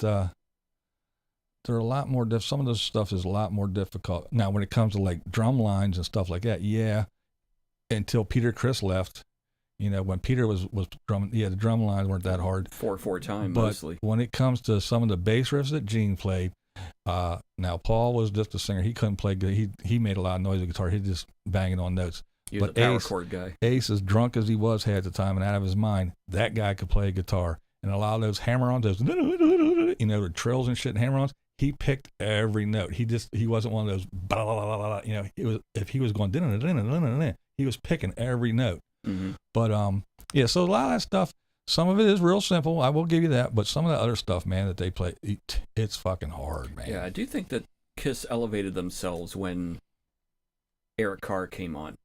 Yeah. That guy was he just made all the other band members better. I saw a comment earlier, Billy Squire. Oh yeah. Oh my God, he was so good, and so unfortunate that one song and one video killed him, ruined his career in like weeks. Chelsea said Sleep, Converge, and Dead Meadow. I don't think I've heard of either of those three bands. I haven't either. Again, I'm probably what most people call pigeonholed in what they listen to. I'm very into progressive and concept albums. I love. Holy shit, Cat Kankin, yep. Wow. 9 Inch Nails. She breathes. She's alive. There's Weird Al. There's a lot. See, I Minivan Mike. Growing up in down towards the city more. Growing up down there in the hood, pretty much, and being a product of busing and all that stuff, going to all black schools and shit like that. I did get into some of the, I guess, the more rappy stuff, the early stuff, Grandmaster Flash and, shit like that. I got into some of that stuff just because I was exposed to it. And I liked a lot of the, like, Sade and Anita Baker and stuff like that. I really got into some of that stuff. Even some of the Donna Summers crap and shit like that. I got into some of that stuff. Parliament Funkadelic and all that. Mm-hmm. And at the same time, I'm listening to that. I'm listening to Kiss, and I'm listening, and all that other shit. And then when they started doing all that crossover stuff, like Run DMC and Aerosmith, right, started getting into that stuff. And then along came stuff like the Beastie Boys, mm-hmm. and when the white boys, the white rockers and everything, and then we're doing with the rappers, and then, like I said, then it spawned people like the Beastie Boys and other stuff.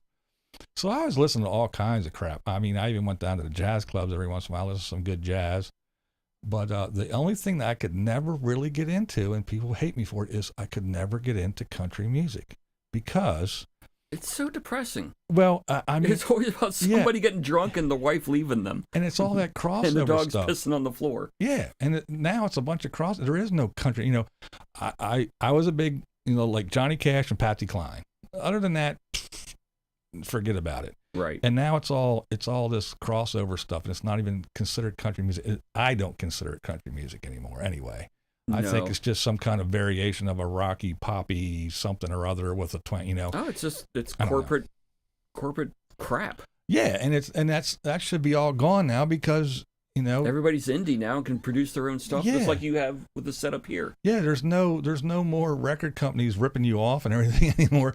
You have your own shit in your own hand. The only thing you got is people stealing stuff, as we have like the Taylor Swifties, you know, talking about people stealing their stuff and having to buy it back and everything. But yeah, you don't have to worry about those corporate weirdos stealing all your stuff anymore. Yeah, because musicians are only getting like half a penny on the sale of a record at times, and they were in debt to the music company more than they were, you know, the millionaires portrayed to be.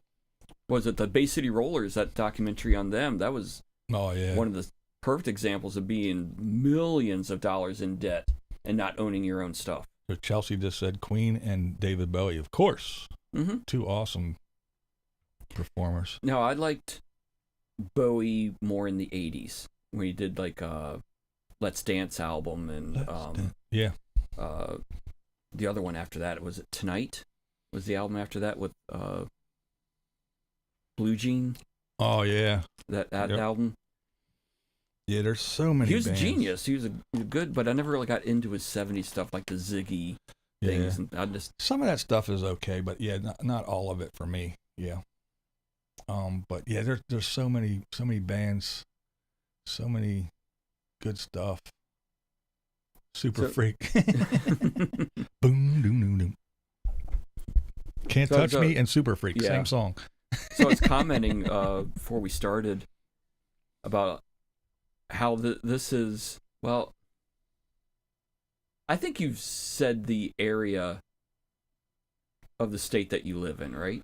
Oh yeah, Harrisburg. Yeah. Okay. Pretty much everybody knows I live in the capital city, Harrisburg. Okay. Yeah, which is I was telling BlindViews earlier that this has got to be the smallest state capital area that I have ever seen. You blink your eye, you're through the damn town. It is small. They say we have a population. It's only like 40,000, I think it is. So that's small capital city, man. Let me tell you. It was like you can. Because I was coming up 81 from where I am, and coming over the Susquehanna River through over the bridge. What you see of Harrisburg is really all there is of Harrisburg. Yeah, there's not a lot. Yeah, there's not much there. It's an eye-opening thing to have a major political state player in the history of the United States that has the smallest state capital as it is. Yeah, there's a lot of historic stuff around here too, but it makes it pretty cool. But I see people talking about in here Randy Rhoads and stuff, and you know, those folks. Whenever I hear the names like Randy Rhoads and Stevie Ray Vaughan and people like that, I always wonder, man, I wonder what they would be like today if they were still alive. You know, if they didn't pass, unfortunately. Right. What they would be just blazing, what they would be doing now, man. The shit they would be coming up with. I always wonder that. Yeah, it's just like with Keith Moon would. Yeah. Another one. Yeah, exactly. There was who said it here? I think it might have been Travels. You said the Mongolian heavy metal. Now, are you only referring to the Who, the HU, the Who, or are there other Mongolian bands that you've been listening to? Because I do like the Who. I do like a lot of their stuff that they put out. But I think they're the only commercialized state representation. So I was just curious if there was other Mongolian bands out there that you listen to. Because I did see the Who in Ulaanbaatar when I was in Mongolia before they made it big. Oh, wow. And I'll tell you what, that was the coldest place I've ever been in my freaking life. No one wants to go to Mongolia in February. But yeah, Bubba, you're right. If you're especially if you're a passenger, if you're driving, but if you're not driving and you go across the old foot long, as the truck drivers call it, because it's a mile long bridge. When you drive across, when you cross Susquehanna, if you get a chance to look up and down and look down through the valley and stuff, it is pretty. It's pretty scenic. It is. And there's other places along the highway. Some of the stretches, even like Ron was saying, boy, is it a snooze fest. You don't want to be driving alone. Oh, 81's that is the most mind-numbing highway probably on this side of the Mississippi, because most of my family on my dad's side, I never met anybody on my mom's side of the family, but they're all from upstate New York. So we would drive 81 from Virginia all the way up through Pennsylvania, and I tell you what, Pennsylvania was the trip. That was the whole damn trip to get to New York. Yeah. And there's always non-working construction always, on yes. 81. Always, yeah. There are always lanes closed down, but no one's ever working. Because we came to the States in 78, and I swear to God, that's one section of road is still under construction. Hey, they don't call 30 years later. They don't call us the pothole state for nothing. we take our potholes and flip them over and make bumps out of them. What's up, PJ? And never again mentioned a band that just rang. I haven't heard again. Another great band, the Alan Parsons Project. Underrated. Very underrated. Very good band. The one album, the Alan Parsons Project. Now, I'm not talking about Eye in the Sky and the big hit one, but I can't remember the name of it. Gosh, it was in the mid '80s. It came out, and it had it was kind of like a weird album cover. You kind of turn it a little bit, and it gives it a different picture depending on how you did the sleeve of the album. Right. But it had I think the main song off that was "Let's Talk About Me." I can't recall the name of the album or anything like that, but that was a lot of the songs. The majority of the album had really good songs on it. Not just when you go on buy the whole album for one song that you heard and you liked, and you're hoping you like others and you didn't waste the money on. Yeah. That's how it was with me when I got turned on to Steely Dan. It was like, I got to go get this shit and find out what this is about. You hear that song or two on the radio, and you're like, I gotta know what the hell's going on here. Mm-hmm. And you go, wow. And Kansas was the same thing too. Yep. You heard that one Kansas song, you're like, wow, what the hell is this? Yeah. Then you listen to the other ones, you're like, Yeah. Well, now there's a band, Bubba, Ron, in PA, all those construction projects are installing the new potholes for the next winter season. You are correct, sir. All right, Jerry, take care, man. Thanks for hanging out. Oh shit, what was I going to say? Oh, fuck. Damn it. I lost my train of thought. Short train, I know. Yeah. Sucks getting old. Yeah, it does. But fuck. But I tell you, the out of some of the groups, we're not gonna go through every single group that's in existence. Oh, I remember. Go ahead. Oh, it was Blackfoot, that band. Mm-hmm. I heard I forget the song that was on the radio that drew me in, but I had to go get that album. Oh, it was the old tag. It started out with the harmonic in the beginning, the old guy talking. When I go across them Georgia hills, hunting them foxes and go sound something like that. And I went and got that shit, Fox Chase, whatever it was. But I got that album and I fucking put that on and I played it to death. I got the cassette after that and played it till it fucking broke. I love that thing. And now I have the CD somewhere. I just love that band. I fell in love with them guys. And just about every single song on there, I can honestly say I liked and I listened to. Yeah, I think Skeet and Stoner got Train. Yeah, there you go. That's it. Yep. There's one. Mrs. Winger. That guy took a lot of shit. Oh, man, Kip. He took a lot of shit for being just a pretty boy on stage, but the guy could play and he could compose and he wrote a lot of music for a lot of other people. But I still think his best song he ever did was Down Incognito. I think it was off his third album or something like that, and that was a damn good song. Well, talking about a guy who didn't age well, though. Oh God. Because Yeah. he was the heartthrob. I remember all the Yep. girls back in the day. They were like, "Oh, Kip it." He's the Val Kilmer of rock and roll. Yeah, he did not age well at all. And then, of course, nowadays, if you'd make that "She's Only 17" song about banging, Oh, you're gonna be in jail. about banging a little 16-year-old. I played that song a lot when that came out. Granted, I was 18 at the time, but I guess in Virginia that was still an adult. Yeah. Daddy says she's too young, but she's old. She's old enough for me. Yeah. Your daddy's gonna fuck you up. Thin Lizzy says Rob Q, and that's one of the another one of the bands, Chelsea Vicari. Mm-hmm. Vicari, sorry. But yeah, Chelsea. We talked about that when we hung out. She's a big Thin Lizzy fan. Thin Lizzy was good. Fuck hair rock. I'll tell you, Monchichi got me hooked on a band. Gary Glitter. With one of the songs he put in one of his videos a while back, and I can't recall it right now because I'm on the spot, but it was Ghost. The name of the band was Ghost something, and I can't recall it. But he got me hooked on a couple of their songs. But I was wondering, I was not wondering. I was gonna say like one or two groups on their albums out there. Ghoultown, that's it. Ghoultown. No. That put out an album that was great from start to finish. And what I liked was Aerosmith Rocks. That album. Every song I love on that album. I like Noise. Draw the Line. Noise in the and with Toys in the Attic and shit on. I like Draw the Line out. Kings and Queens. I love that song. Kings and Queens. Right. Yeah.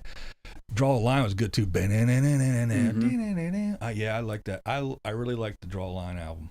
And Bubba, real quick. Bubba, I didn't know you were born in Erie. That's cool. Yeah. Yeah. Oh, wow. I didn't. Oh, he's way up north. Yeah, way northwest. Lake boy up there getting those nor'easters first hit. Yeah, all that lake effect off of Erie. Yep. I can see why he moved south. The other one, if I'm trying to remember, was it actually was a Kiss album. There wasn't a damn bad song on that album. It was Animalize. Oh yeah. Yeah, every song on that album was good to me. Also, what I can't remember. What was the album with Vinnie Vincent on where he played? Lick It Up, wasn't it? Was it Lick It Up? Was that the name of the album? You might be right. Or was it a different album? You might be right. Because I think he came in. I think he came in on the tour for The Elder, but Ace was still laid down the tracks for The Elder. But he went on. He did the tour. He did the tour. Yeah. Yeah. That was another guy who didn't age well at all either. No. Lived in Hazleton for a few months. That's right up north too. Yep. Yeah. That was Hazleton was one of the stopping points we would stop at on the way through. On the way through to get breakfast or lunch. Yeah. Scranton and Hazleton and Allentown, all that shit. Yeah, a lot of those towns up that way are all just so dead because once the mining and the steel mills quit, poof, they became fucking crumbling ghost towns.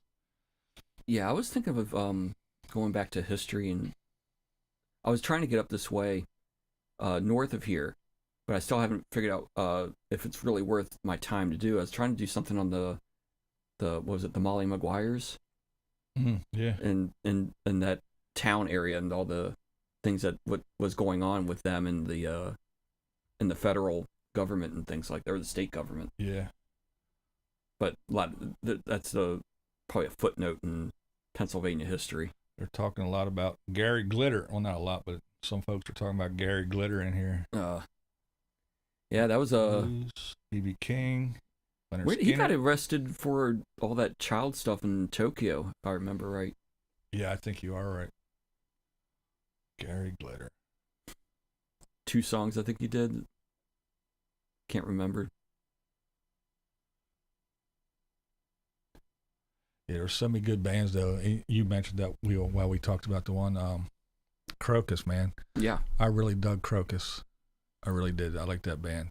Yeah, actually, I liked one of the another band that kind of not obscure, but kind of faded away. Really didn't stick around long. But one of the sound men that I used to work side by side with a lot. he actually went off and toured with Brittany Fox for a while. Brittany was out of Philly, weren't they? Yeah, they were around here somewhere. But yeah, they snatched him up and he toured with them for a while. But yeah, Brittany Fox, another decent band. Wasn't too bad. Yeah, I bought their first album. Was it Girls School? Was the name of it? Or I don't. Girls School was the song on the album. I don't even remember. Frampton Comes Alive. Yeah. But the Lita Ford. Oh yeah, Lita. Oh yeah, I had a thing for her. But the one Kiss Me Deadly, damn it. the Lita Ford, but oh god, who was the I had a picture of her in my locker in high school. Dale from Missing Persons, the Dale B. I know her last name starts with a B. Oh, the crazy shit chick from Missing Persons. Yeah. Yeah. I know what you're talking about. Oh god, yeah. I had a thing for her. Picture of her on my ceiling in the bedroom. Walking in L.A. Nobody walks in. Bazio, that's it. Thanks, Skeet. Yep. And who's the other? Shit. Now I gotta think. Yeah, Wendy O. That was another one. Oh yeah, Wendy O. Yeah, Wendy O. Williams. Yeah, she was really the wild chick, man, wasn't she? She died of what, cancer or something like that? I think so. Yeah. I just remember the video. The school bus is blowing up. Her with the electrical tape over her nipples, running around. That was back when music TV was music TV. Yeah. Dance.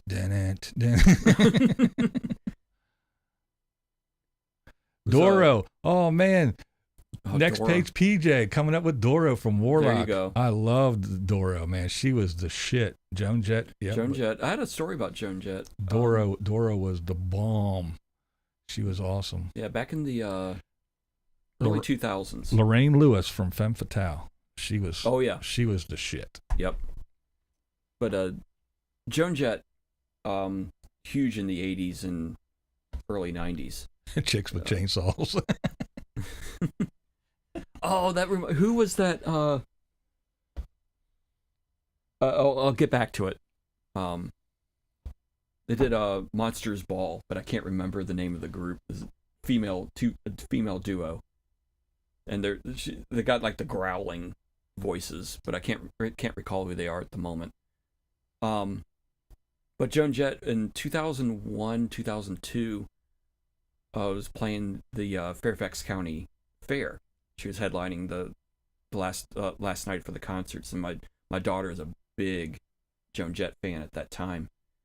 And my best friend had a coworker that worked at the fire department that was manning the fair, and he grew up with Joan Jett. Wow. And he got he talked to her, and she came out and talked to my daughter on outside backstage and things like that before the concert started. And she spent like 10-15 minutes with her and gave her like a little initialed guitar pick and things like that. Oh, nice. So my daughter has it like your little spotlights up here that's in a little glass case up on her up on the wall and stuff like that. Cool. So she still talks about it to that day. Joan Jett was real nice and down to earth to my daughter, and I always respect her for that. Susie Quattro. Headbangers Ball. That's it. Headbangers Ball. Yeah. That's it. But I can't. Did anyone give me the name of the group? No. Yeah, I can't. I cannot recall the name of the group. No, I don't either. But yeah, there's lots of well, the of course, when the Bengals came out, Susanna Hoff. That chick, yeah. And I was looking up some stuff when I was doing those little videos of did they age well when I was doing those couple of those. I had fun doing them, but nobody watched them, so I said, fuck it, I won't do them anymore. But I actually looked her up, and she aged very well. Mm-hmm. She doesn't look exactly, but she looks like an older version. She really did age well. She still looks really good. Yeah. I remember that video you did, and I was always, the other one that aged well that you put in there was Phoebe Cates. Yeah. Yeah. For one that's in her 60s now? Yeah. She is, my good gosh. Good old Phoebe. She still looked good. And the one that I like that people don't kind of agree with but is what's her name? Mallory Keaton. Justine Bateman. Yes, I think she aged well because the only reason why I say it is she looks old, mm-hmm. and you can tell she's aged, but you look at her and you see her and you know exactly who it is right away. Right. But she didn't do the Hollywood thing. She didn't get her face ripped tight and pulled back, sliced and diced and big implants and all that shit. She aged. Yeah. You know, and I think she looks great. And you know, she might not be the most beautiful one of them all, but again, she aged. She didn't spend $1 bazillion to age well. So I applauded her for that in the video. Yeah, that's one thing I haven't done is age well. Me neither. Freaking kids take a lot out of you, not just from the mother's point of view of giving birth, but God bless the stress that it gives the male and the fathers and stuff like that. We all can't be beauty queens, I guess. What are you gonna do? But just drink beer and enjoy it. That's right. But Lorraine was one of my favorites from Femme Fatale, and then she hooked up with good one.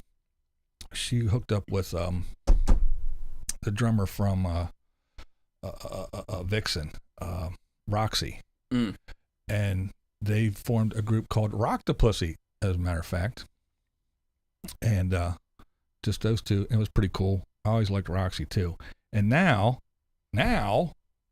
Lorraine is the lead singer for Vixen again. Oh, they reformed. Yeah, Roxy's drumming, Lorraine's singing, and they got other new girls because, well, the one chick passed away. She had cancer and died. Actually the guitar player who formed the group and started it. Right. Yeah, she passed away. So there's new girls, but yeah, they're still pretty good. And Lorraine, she aged well too. She's 55, I think. And yeah, she still looks really good. Roxy looks good too. Mm-hmm. She's an Italian chick. Some people, you know, they just age well. You know, they say black don't crack. Well, it doesn't. It's true. And some of those Italian chicks, man, they age real well. Yeah. So a video I did a while back of my top 10 concept albums. I would have to now. Oh, that's right. Yeah, I remember that. There was one I think I told you I listened to recently. Yeah, because I said, yo, dude, you didn't put this one in. Yeah, but I don't think it was that one that I listened to. No, it wasn't. You're right. Yeah, so it was the King Diamond Abigail. I still listen to it today. Or, I mean, now. But if I would have known about it earlier, that would have been in the list. Yeah, King Diamond has Abigail and they, or them. I think. Yeah, I think that's the one you referred to as. Yeah. And I haven't got to that one yet Grandma, because I'm still. What was it like? Yeah. But that's the part two. Is that part two of them? Yes. It's the whole. Yeah. It's he started that concept album, and the next one was he just continued the story. And I was like, man, that would make a killer movie, man. Yeah. He needs to get with Rob and have him make a movie. I tell you what, a lot of these things. Well, I mean, look what they did with. Even though I don't listen to them much anymore. The Wall with Pink Floyd. Yeah. That movie's still generating money. Oh yeah. Operation Mindcrime would have made a good movie too. Oh, that would have been a fantastic movie. Cream's right, because it's just an amazing fucking band. But I guess now with, you know, Tate and them separating, going their separate ways and fighting over the name and blah, blah, blah, blah, blah. Yeah. Yeah, was it Jeff Tate's Queensryche and then just got regular Queensryche? Yeah. My homie Rummy said, oh snap, he said King Diamond. That's right. King Diamond was the shit, man. I was listening to him back in the days with Merciful Fate, man. Melissa. Oh yeah, man. I love that shit.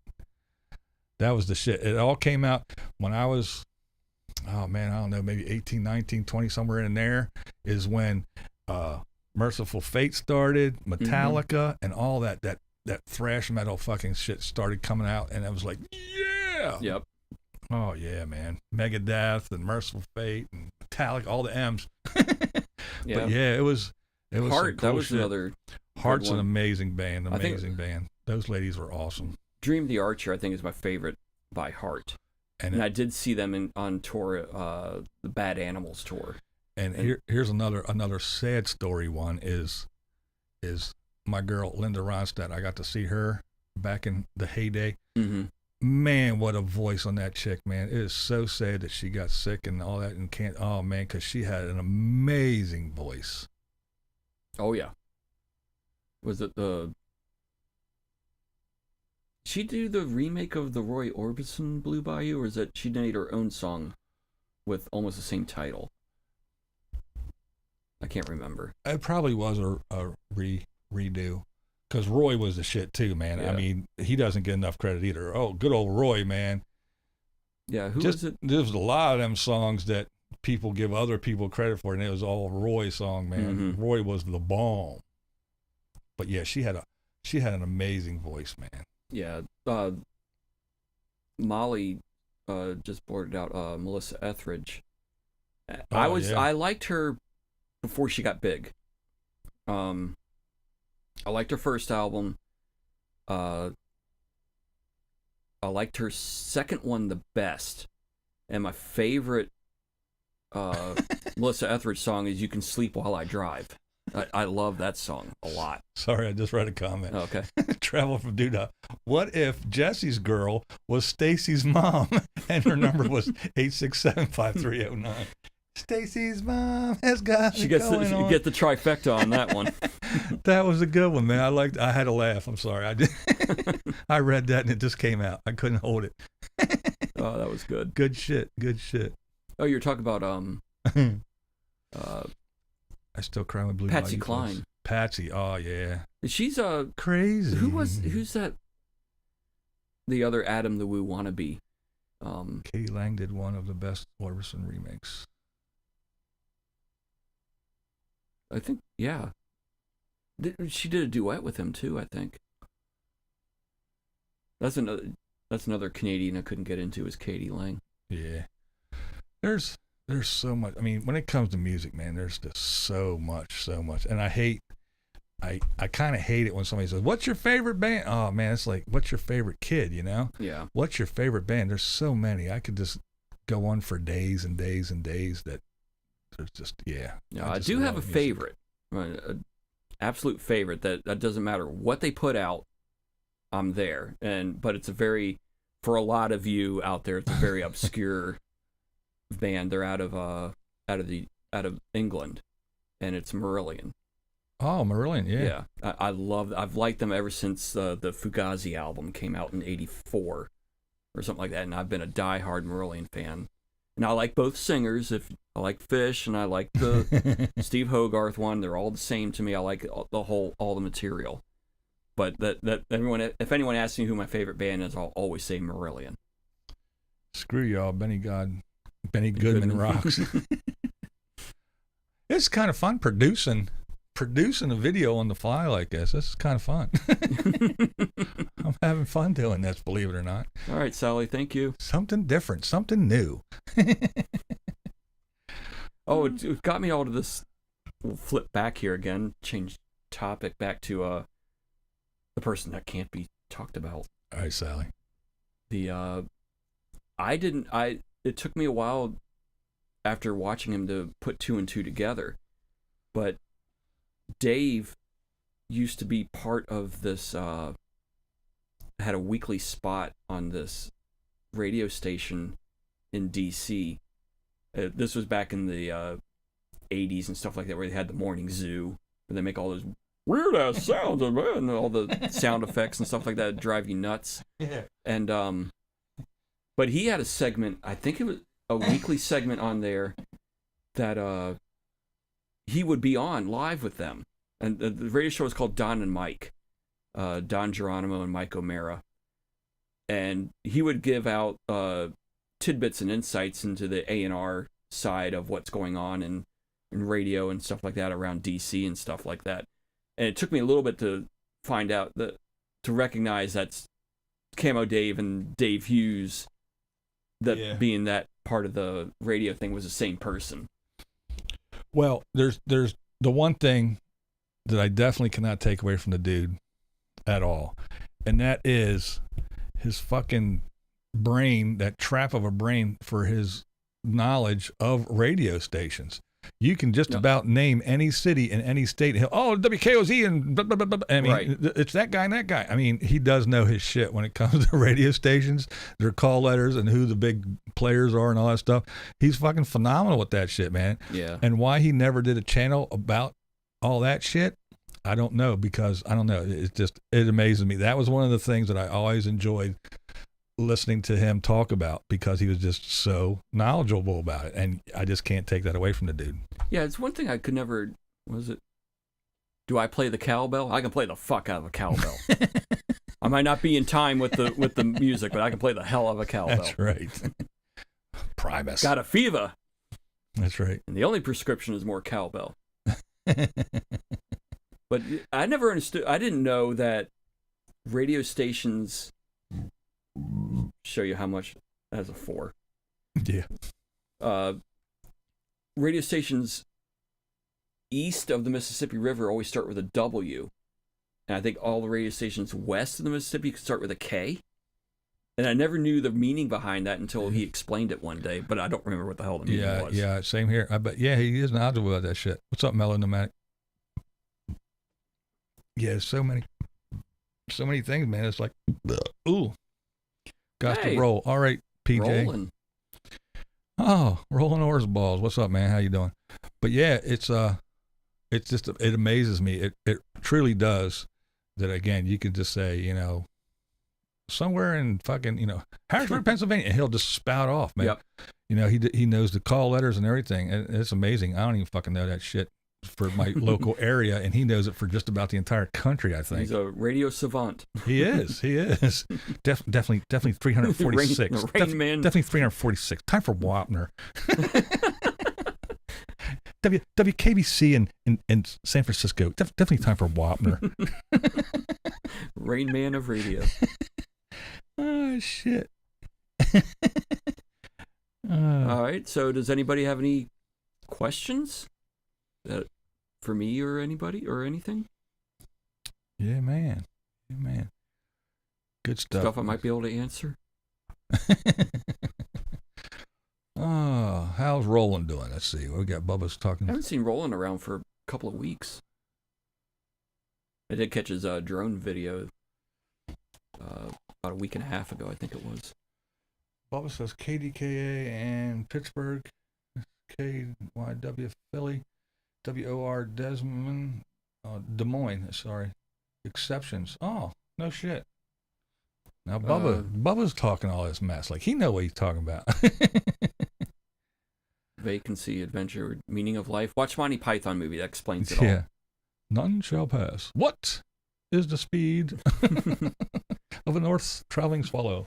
Yeah. Am I staying in the USA for now? Yes. Until let's ruffle some feathers here. Until the fake pandemic alleviates itself, where I can start traveling again and get back to the Philippines and stuff like that. Yes, I'm here for a while.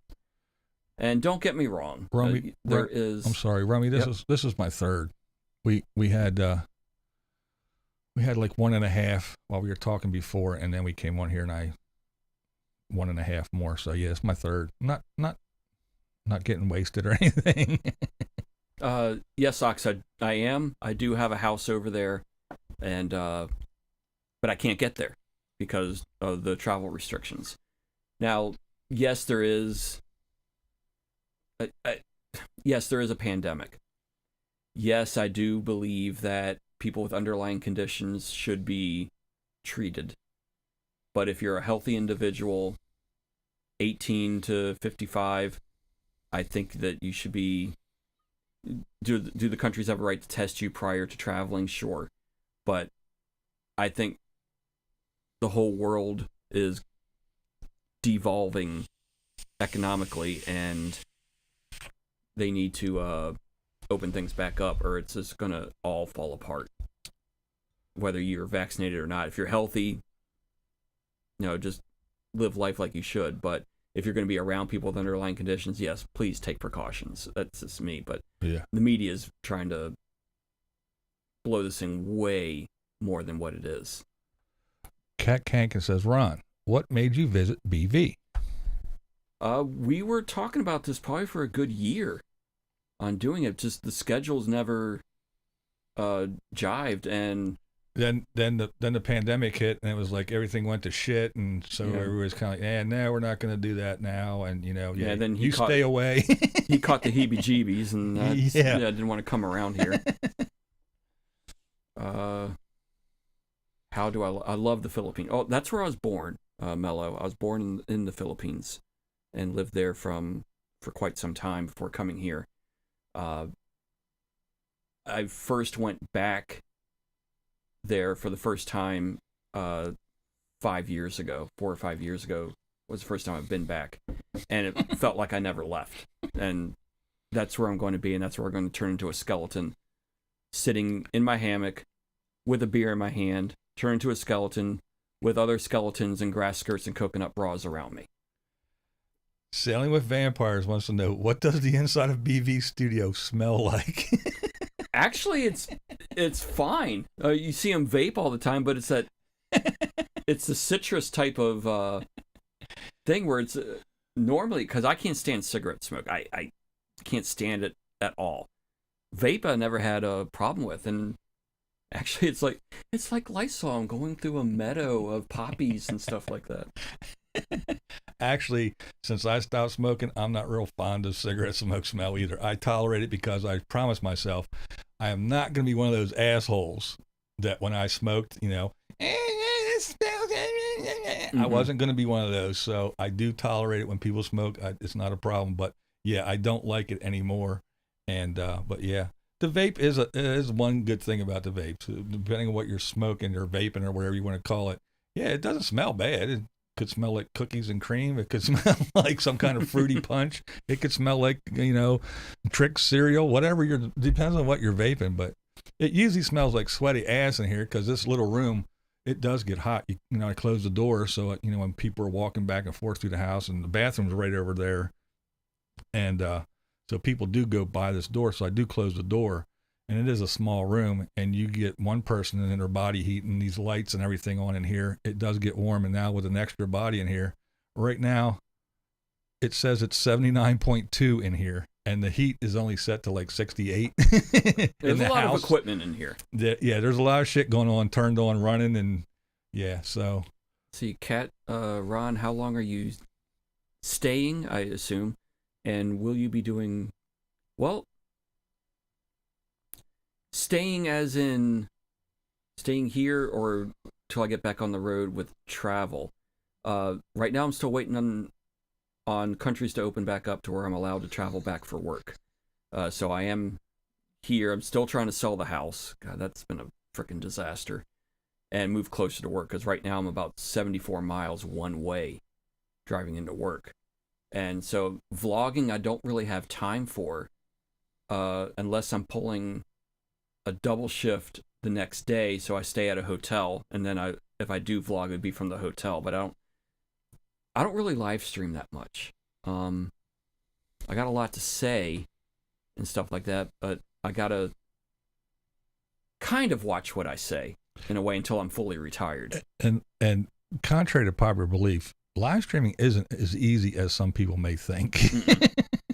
Now, the few times I've done it, I've missed a shit ton of texts and things like that, and train of thought, and answering I'll answer your question in a second, let me just say this, and I totally forget what that question was, and that person gets all pissed off and is like, I'm unsubbing you. I'm like, well, fuck you, go somewhere else then. Yeah, you're talking, you're trying to read, and you lose your train of thought, and you go off on a tangent. But Ramblin' Rome says, come on, it smells like weed. Oh wait, that's my place. I tell you, the video I did the other day when I was walking around DC, I was walking around DuPont Circle, and there was these guys out on the park bench.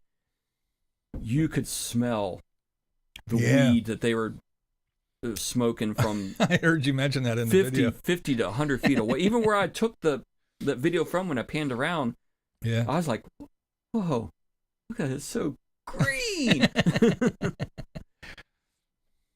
Oh, yeah, that's right. Munch of cheese. Lemon bitch slap. Yep, it's back. I have to actually. It's here. I vaped it up. It's one of them empty bottles up there.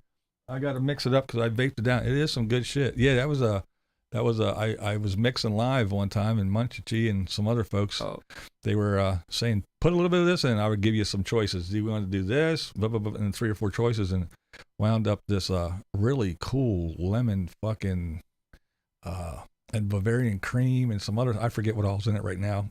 I haven't written down the recipe, but man, it turned out really good. And I vaped the shit out of it. I love that stuff. And I did name it. It's written on the bottle. Munch of cheese lemon bitch slap. Oh, yeah, Ox, I'm just waiting for the next day or so on how much this live stream is going to be critiqued.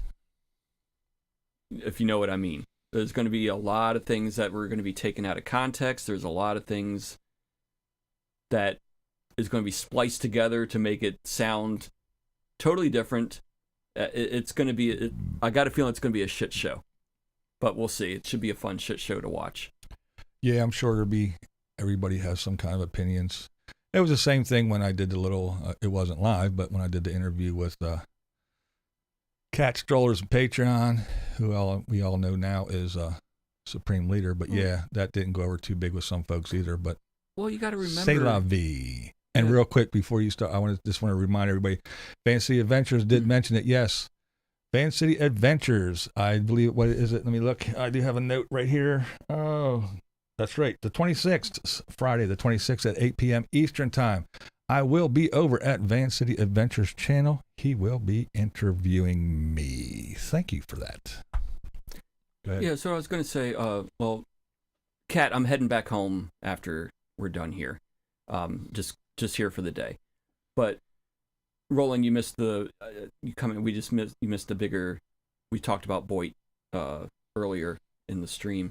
Yeah, we did. But going to what you were saying about this one probably going to be critiqued out the ass in your interview with Cat Strollers. You got to remember, people, that this is just, some people are into the BOYT and other channels more so than the person that's being interviewed or the interviewer. No. So you're only given a small portion of perspective when it comes into one's perception of a certain subject. Another person out there could have a lot more and know more detail than what I'm or Cat Strollers or anybody else is saying, because they pay attention to it more. Where to me, it's just my own personal observation. I could be totally wrong from the truth, but that's just the way I see it, type of thing. That's right. We all have our own perspectives on how things went down. And yeah, well, thank you, Marilyn Monroe, for putting that link in. But yeah, the thing is too, is when it comes to the BOYT, some folks came into it to play, have fun, maybe make some friends, and again, poke a little fun back and forth and have fun picking at each other, not in a nasty way. Kind of like we did back in school, with your mama jokes and all that other stuff. Mm-hmm. It was just kind of like that, just blown up on YouTube. And then some folks decided that they were going to turn on. Well, I actually heard Lion 227 say this, that he thought, because he came in late, he came in on the tail end when everything was blowing up and people were screaming at each other and doxing each other and calling each other names and just going way over the top. He came in for the sole reason of, he thought that's what it was and that's how it was supposed to be. So he decided he was going to slide into the BOYT. And so what did he think it was? Well, I'm going to call this guy an asshole and a dickhead, and I'm going to talk about his everything, because that's what he thought the BOYT was, because he came in when that's what it was. And I know everybody's, no, it never was like that. We're peace loving and blah, blah, blah. No, it was no kumbaya bullshit. It turned into a fucking mess. And then there's other people that came in and were doing it and just kind of got into the BOYT, was involved with people and had fun. And then it came to the point where they either didn't enjoy it anymore, or they actually wanted to grow their channel a little bit and get to that point where they could make a couple bucks. Not be YouTube rich or not be out here e-begging or whatever you want to call it, but did want to make a couple bucks. So they wanted to get serious, and they buckled down and they said, okay, I'm going to do this and see if I can do this. While other people all they wanted to do was just back and forth, pick, until it blew up, and literally blew up. Mm-hmm. And it went to shit, in my opinion. Yeah, it did go to shit it went to shit a whole lot faster than it did building up the enjoyment of doing it. That is true. It sure did. It really did. And it's like I said earlier, is that it just became toxic, a whole toxic environment, and I didn't want to be a part of it anymore. So I know I've said a couple of times, I'm done. But it's like some of this the content out there and people out there, they put stuff out where it's almost like The Godfather 3. Just when you think I'm out, they pull me back in, type of thing. And God knows I said I'm done and I'm back and I'm done. And everyone, when I say I'm done, people go, bullshit. Give him like 2 weeks, 3 weeks, he'll be back again. Yeah, it's true. You just can't stay away. It's like the freaking redhead stepchild. You just can't stay away from it. There's something about it that draws you back in. Yeah, I had my bout that there towards the end too. It was like, I'm done. And then the next thing you know, I'm talking about I'm still on my channel and this and that and the other, and it was a weird thing. It really was. It was crazy. The fun stops when the parody stopped. Yeah, you're right. Roland, that's a really good way to put it. It was pretty much, people making fun, again, poking at each other back and forth, and it was fun, and it wasn't crazy, and it was parody. When the parodies turned into attacking and doxing and all other shit, and when it went over the line and it wasn't no more about, for instance, Carpetbagger's big mutton chops or whatever and his goofy glasses, to his wife is this and that and his kid is this and that, and yeah, that's when it went all to shit for me, and I was like, nah, I'm not even that much of a prick. Yeah, it was weird. How can I say this? There are some people out there that, and I'm to a certain extent, I'm included in this, that do bring it on themselves. On, let's say, from a perspective of how you feel you're being ganged up on. Just like, for me, when I was doing the videos back to, I was doing the countries that I've been to, and giving my perspective on the different countries, which I still got a lot more to do. It's just too time consuming to put that type of video together. There are some people saying that, and they know it gets me because I'm not this, and I never claimed to be military. And people say, oh, you implied that. It's like, well, no, that's the way you took it. I never said I was military. And they're like, thank you for your service, Ron. Thank you for the stolen valor, Ron. I've never claimed to be military. I work for the government. I travel a lot. And I've done that since the early 90s. But you got to remember that when you're out there and you're going to be real and the person that you are, there's always going to find probably someone that's going to nitpick at you, and you're going to feel ganged up on. And yes, people are going to exaggerate more so the topic of what you're talking about than what you're intending it to be. It's just part of you being out there, and it does, I'm not gonna lie, yeah, it gets to me, it bothers me, especially when I know it's a flat out lie and they're just saying it to bother me. But I know, deep down, I know the truth, and I know it's only YouTube, and I know that they're out there doing it because they like to do it. And there is the part that, everybody says it, and but it is true. When you get on social media, no matter what it is, from Twitter to Facebook to here to Instagram, whatever it is, I mean, just look the way things are now. Somebody does something, it doesn't matter what. I told Caravan Carolyn this once before. I said, you could film yourself dragging a baby out of a burning car and saving its life, and someone would still write a comment about how much of an asshole and this and that and you're this and that and the other thing. And that's just the way it is. No matter what happens, somebody's going to do something, say something, and they're just not going to like it for whatever reason. Whether it's because they were the ones that got swirlies and stuffed in the lockers as kids, and now they can sit behind their keyboards and clickety-clack away and be the big brave person that no one can touch because they're anonymous, or whether they were the bully and still want to be the bully, but, now they go to church every Sunday, but come to their, computers during the week and be the big tough guy that runs around and says dumb shit just because they can. And to me, that's what it is. It's just people that they're, for whatever it is, they hate going home. They hate their wife. They don't like their life. So anybody having fun and having a good time, they don't want them to. They want them to be as miserable as they are. Right. And there is also, and I think Monchichi can attest to this, as well as I think you've delved in it a little bit. There isn't just one BOYT. There is a lot. And God knows from what I've heard around that those other realms of BOYT are fucking brutal in their speech and their antagonistic ways and how they go about portraying a certain if I delved into that, the problems I have with this version of BOYT is just scratching the surface of what I would have with the other one. I would probably be crawled up in the fetal position in the corner, sucking my thumb from the amount of abuse I would take in that area.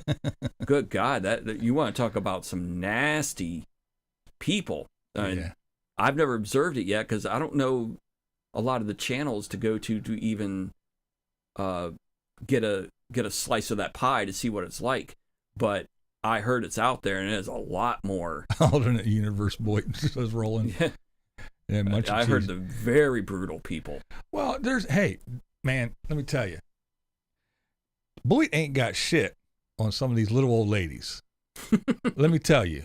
You think the BOYT is bad or was bad. That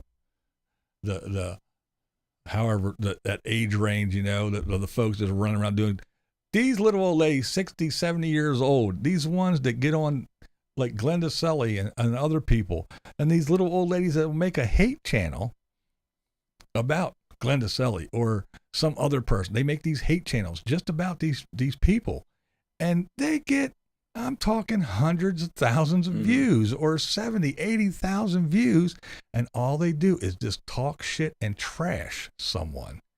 And, you got Glenda Sully, her channel blew up, and she gets, she'll get 100,000 views or whatever for a video or two.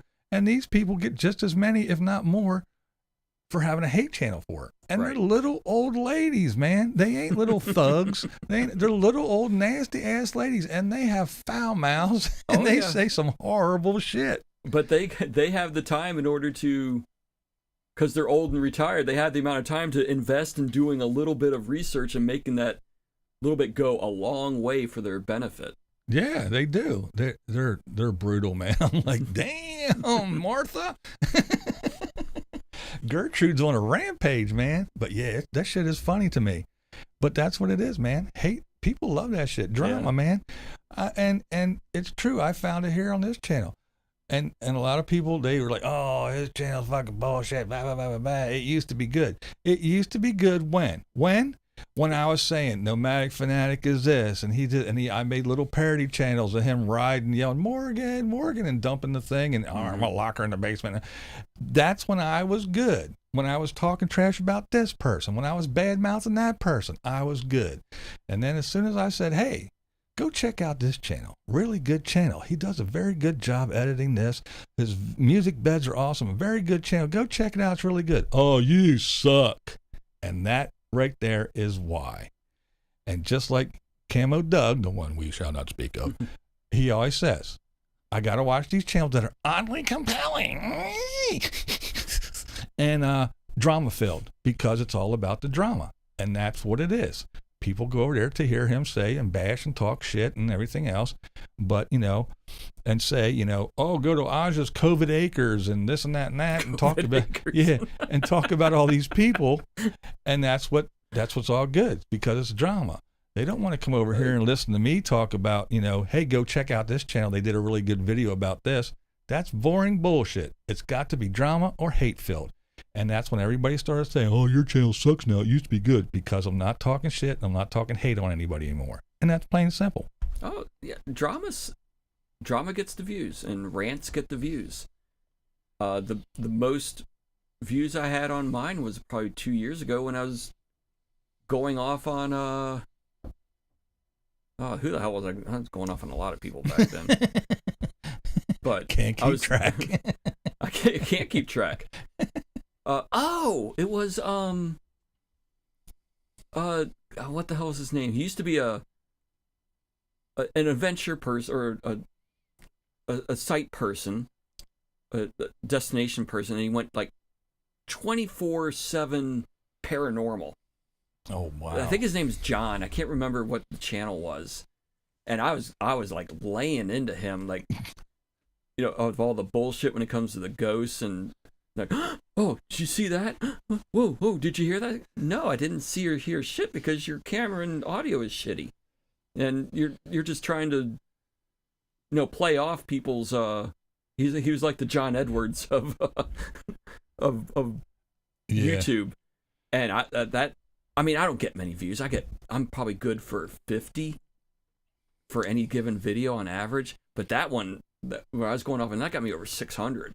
Wow. And I was like, damn, that's just what people want to see, is someone bitching. Yeah, they love that shit.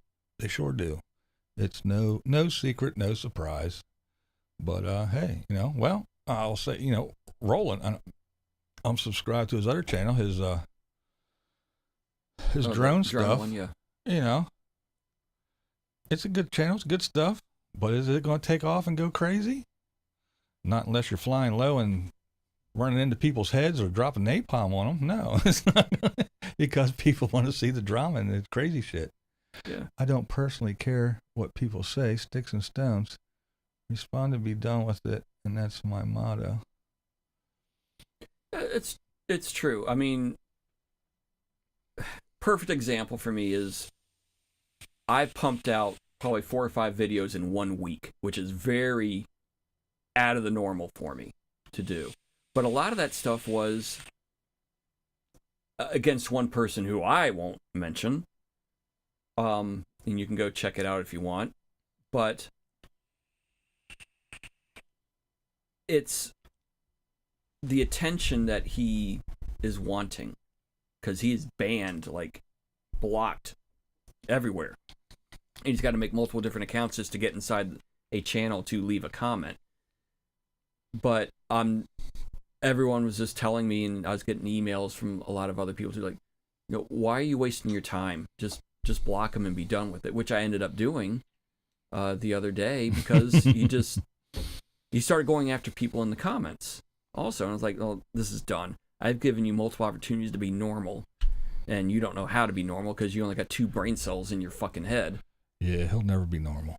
God. Yeah, that you're on the right path there, Ox.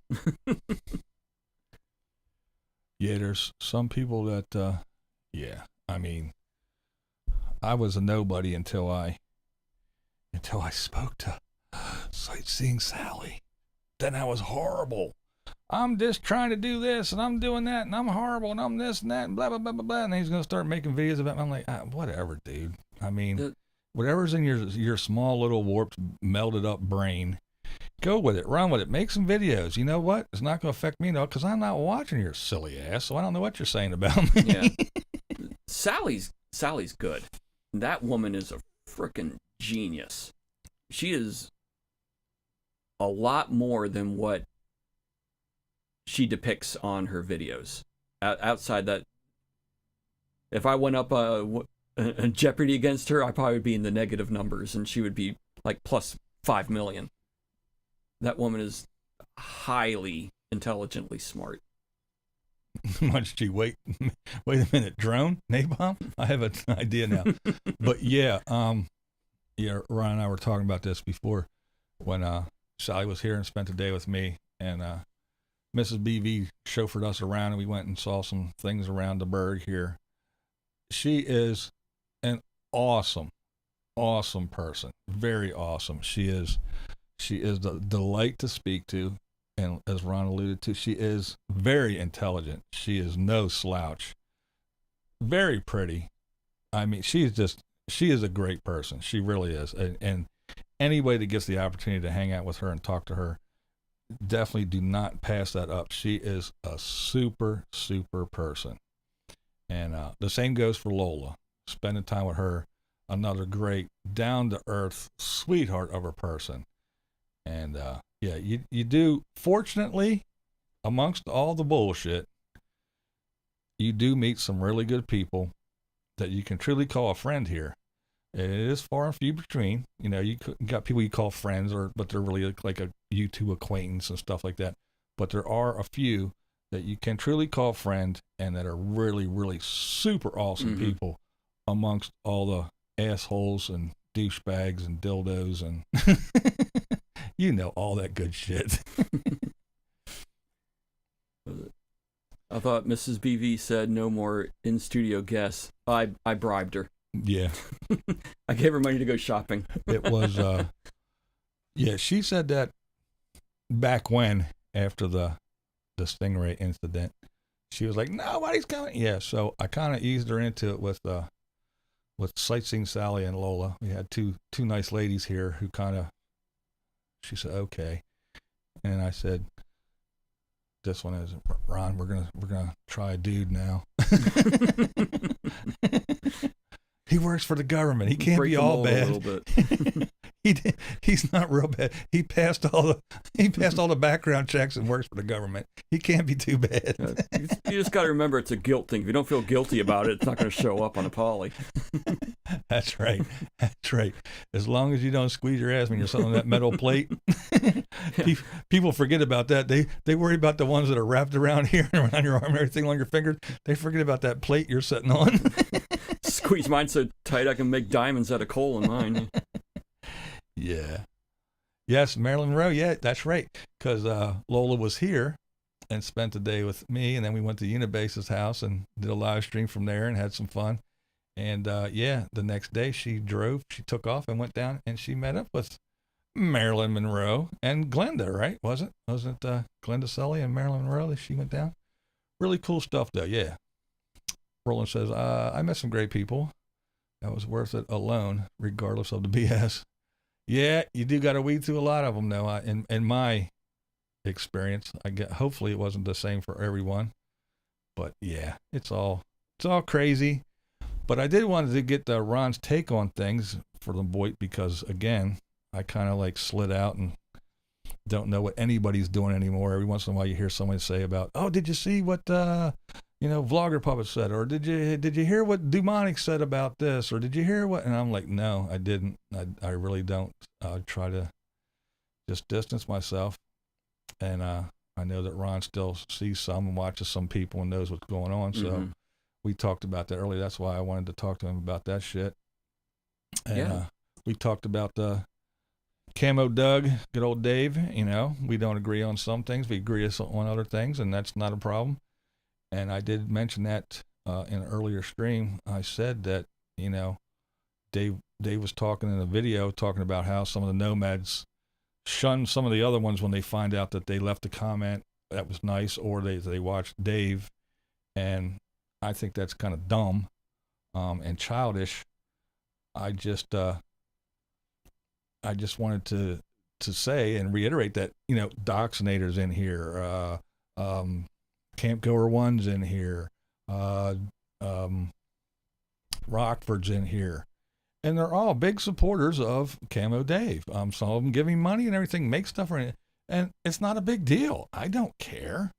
Just because you like Camo Dave, that you can't come and play in my sandbox. That's fucking childish. That's childish. Just don't be offended when I rant about him and bitch about him, that's all. And you can run and tell him what I said. I really don't care. I mean, if I didn't want him to hear, I wouldn't fucking make a video. I wouldn't say it on YouTube. But yeah, that stuff is dumb. It is dumb. So yeah, I do agree with him on some things still, believe it or not. And I do still say that his fucking knowledge of radio stations and all that shit is astounding to me. But he's still a douchebag. I think we've taking up enough of people's Saturday? Yeah, we've been on here a long time. What we doing here? Let me go look at the number here. It's probably, 2 hours and a half. Yeah, that's pretty damn long. That is pretty long. And I thought I was long-winded by myself.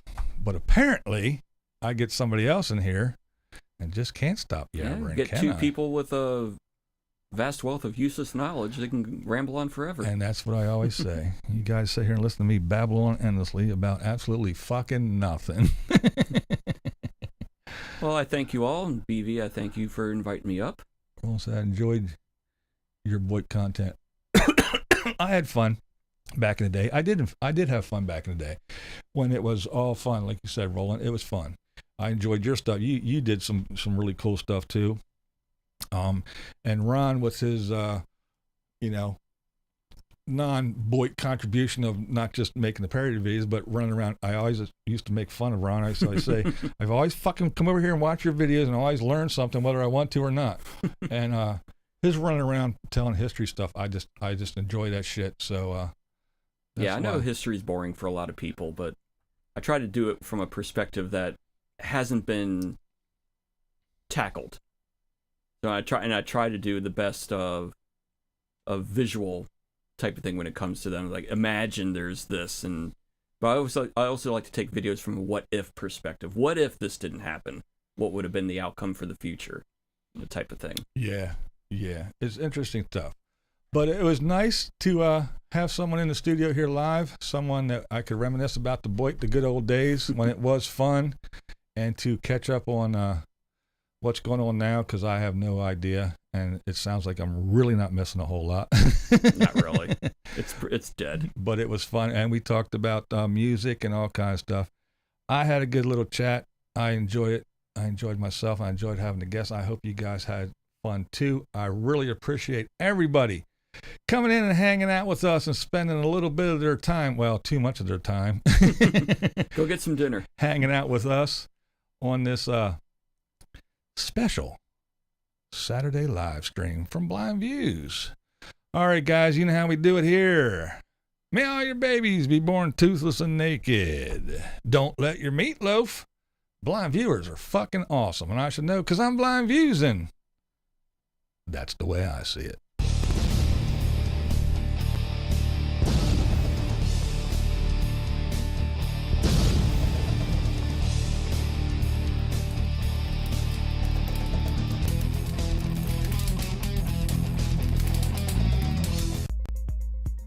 Let me vent for a second. The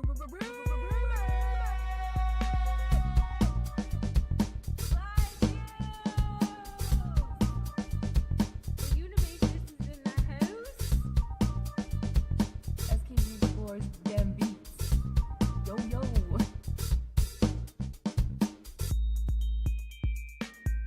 Hey shouty, it's your live stream. We gon' party 'cause it's your live stream. I try not to live too much in the future, you know? Need I say more? I got my mind on my YouTube on my mind.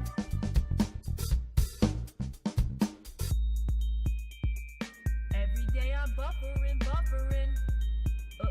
Every day I'm buffering.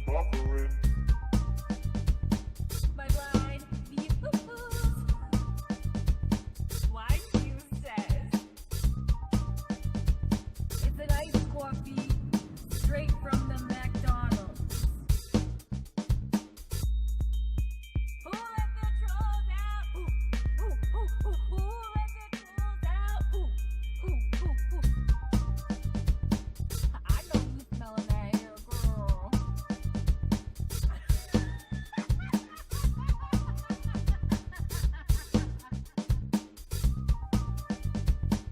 I see you. Trying to catch me vlogging dirty. Try to catch me vlogging dirty. Trying to catch me vlogging dirty. Try to catch me vlogging dirty. Vlogging dirty. What we do here is go back.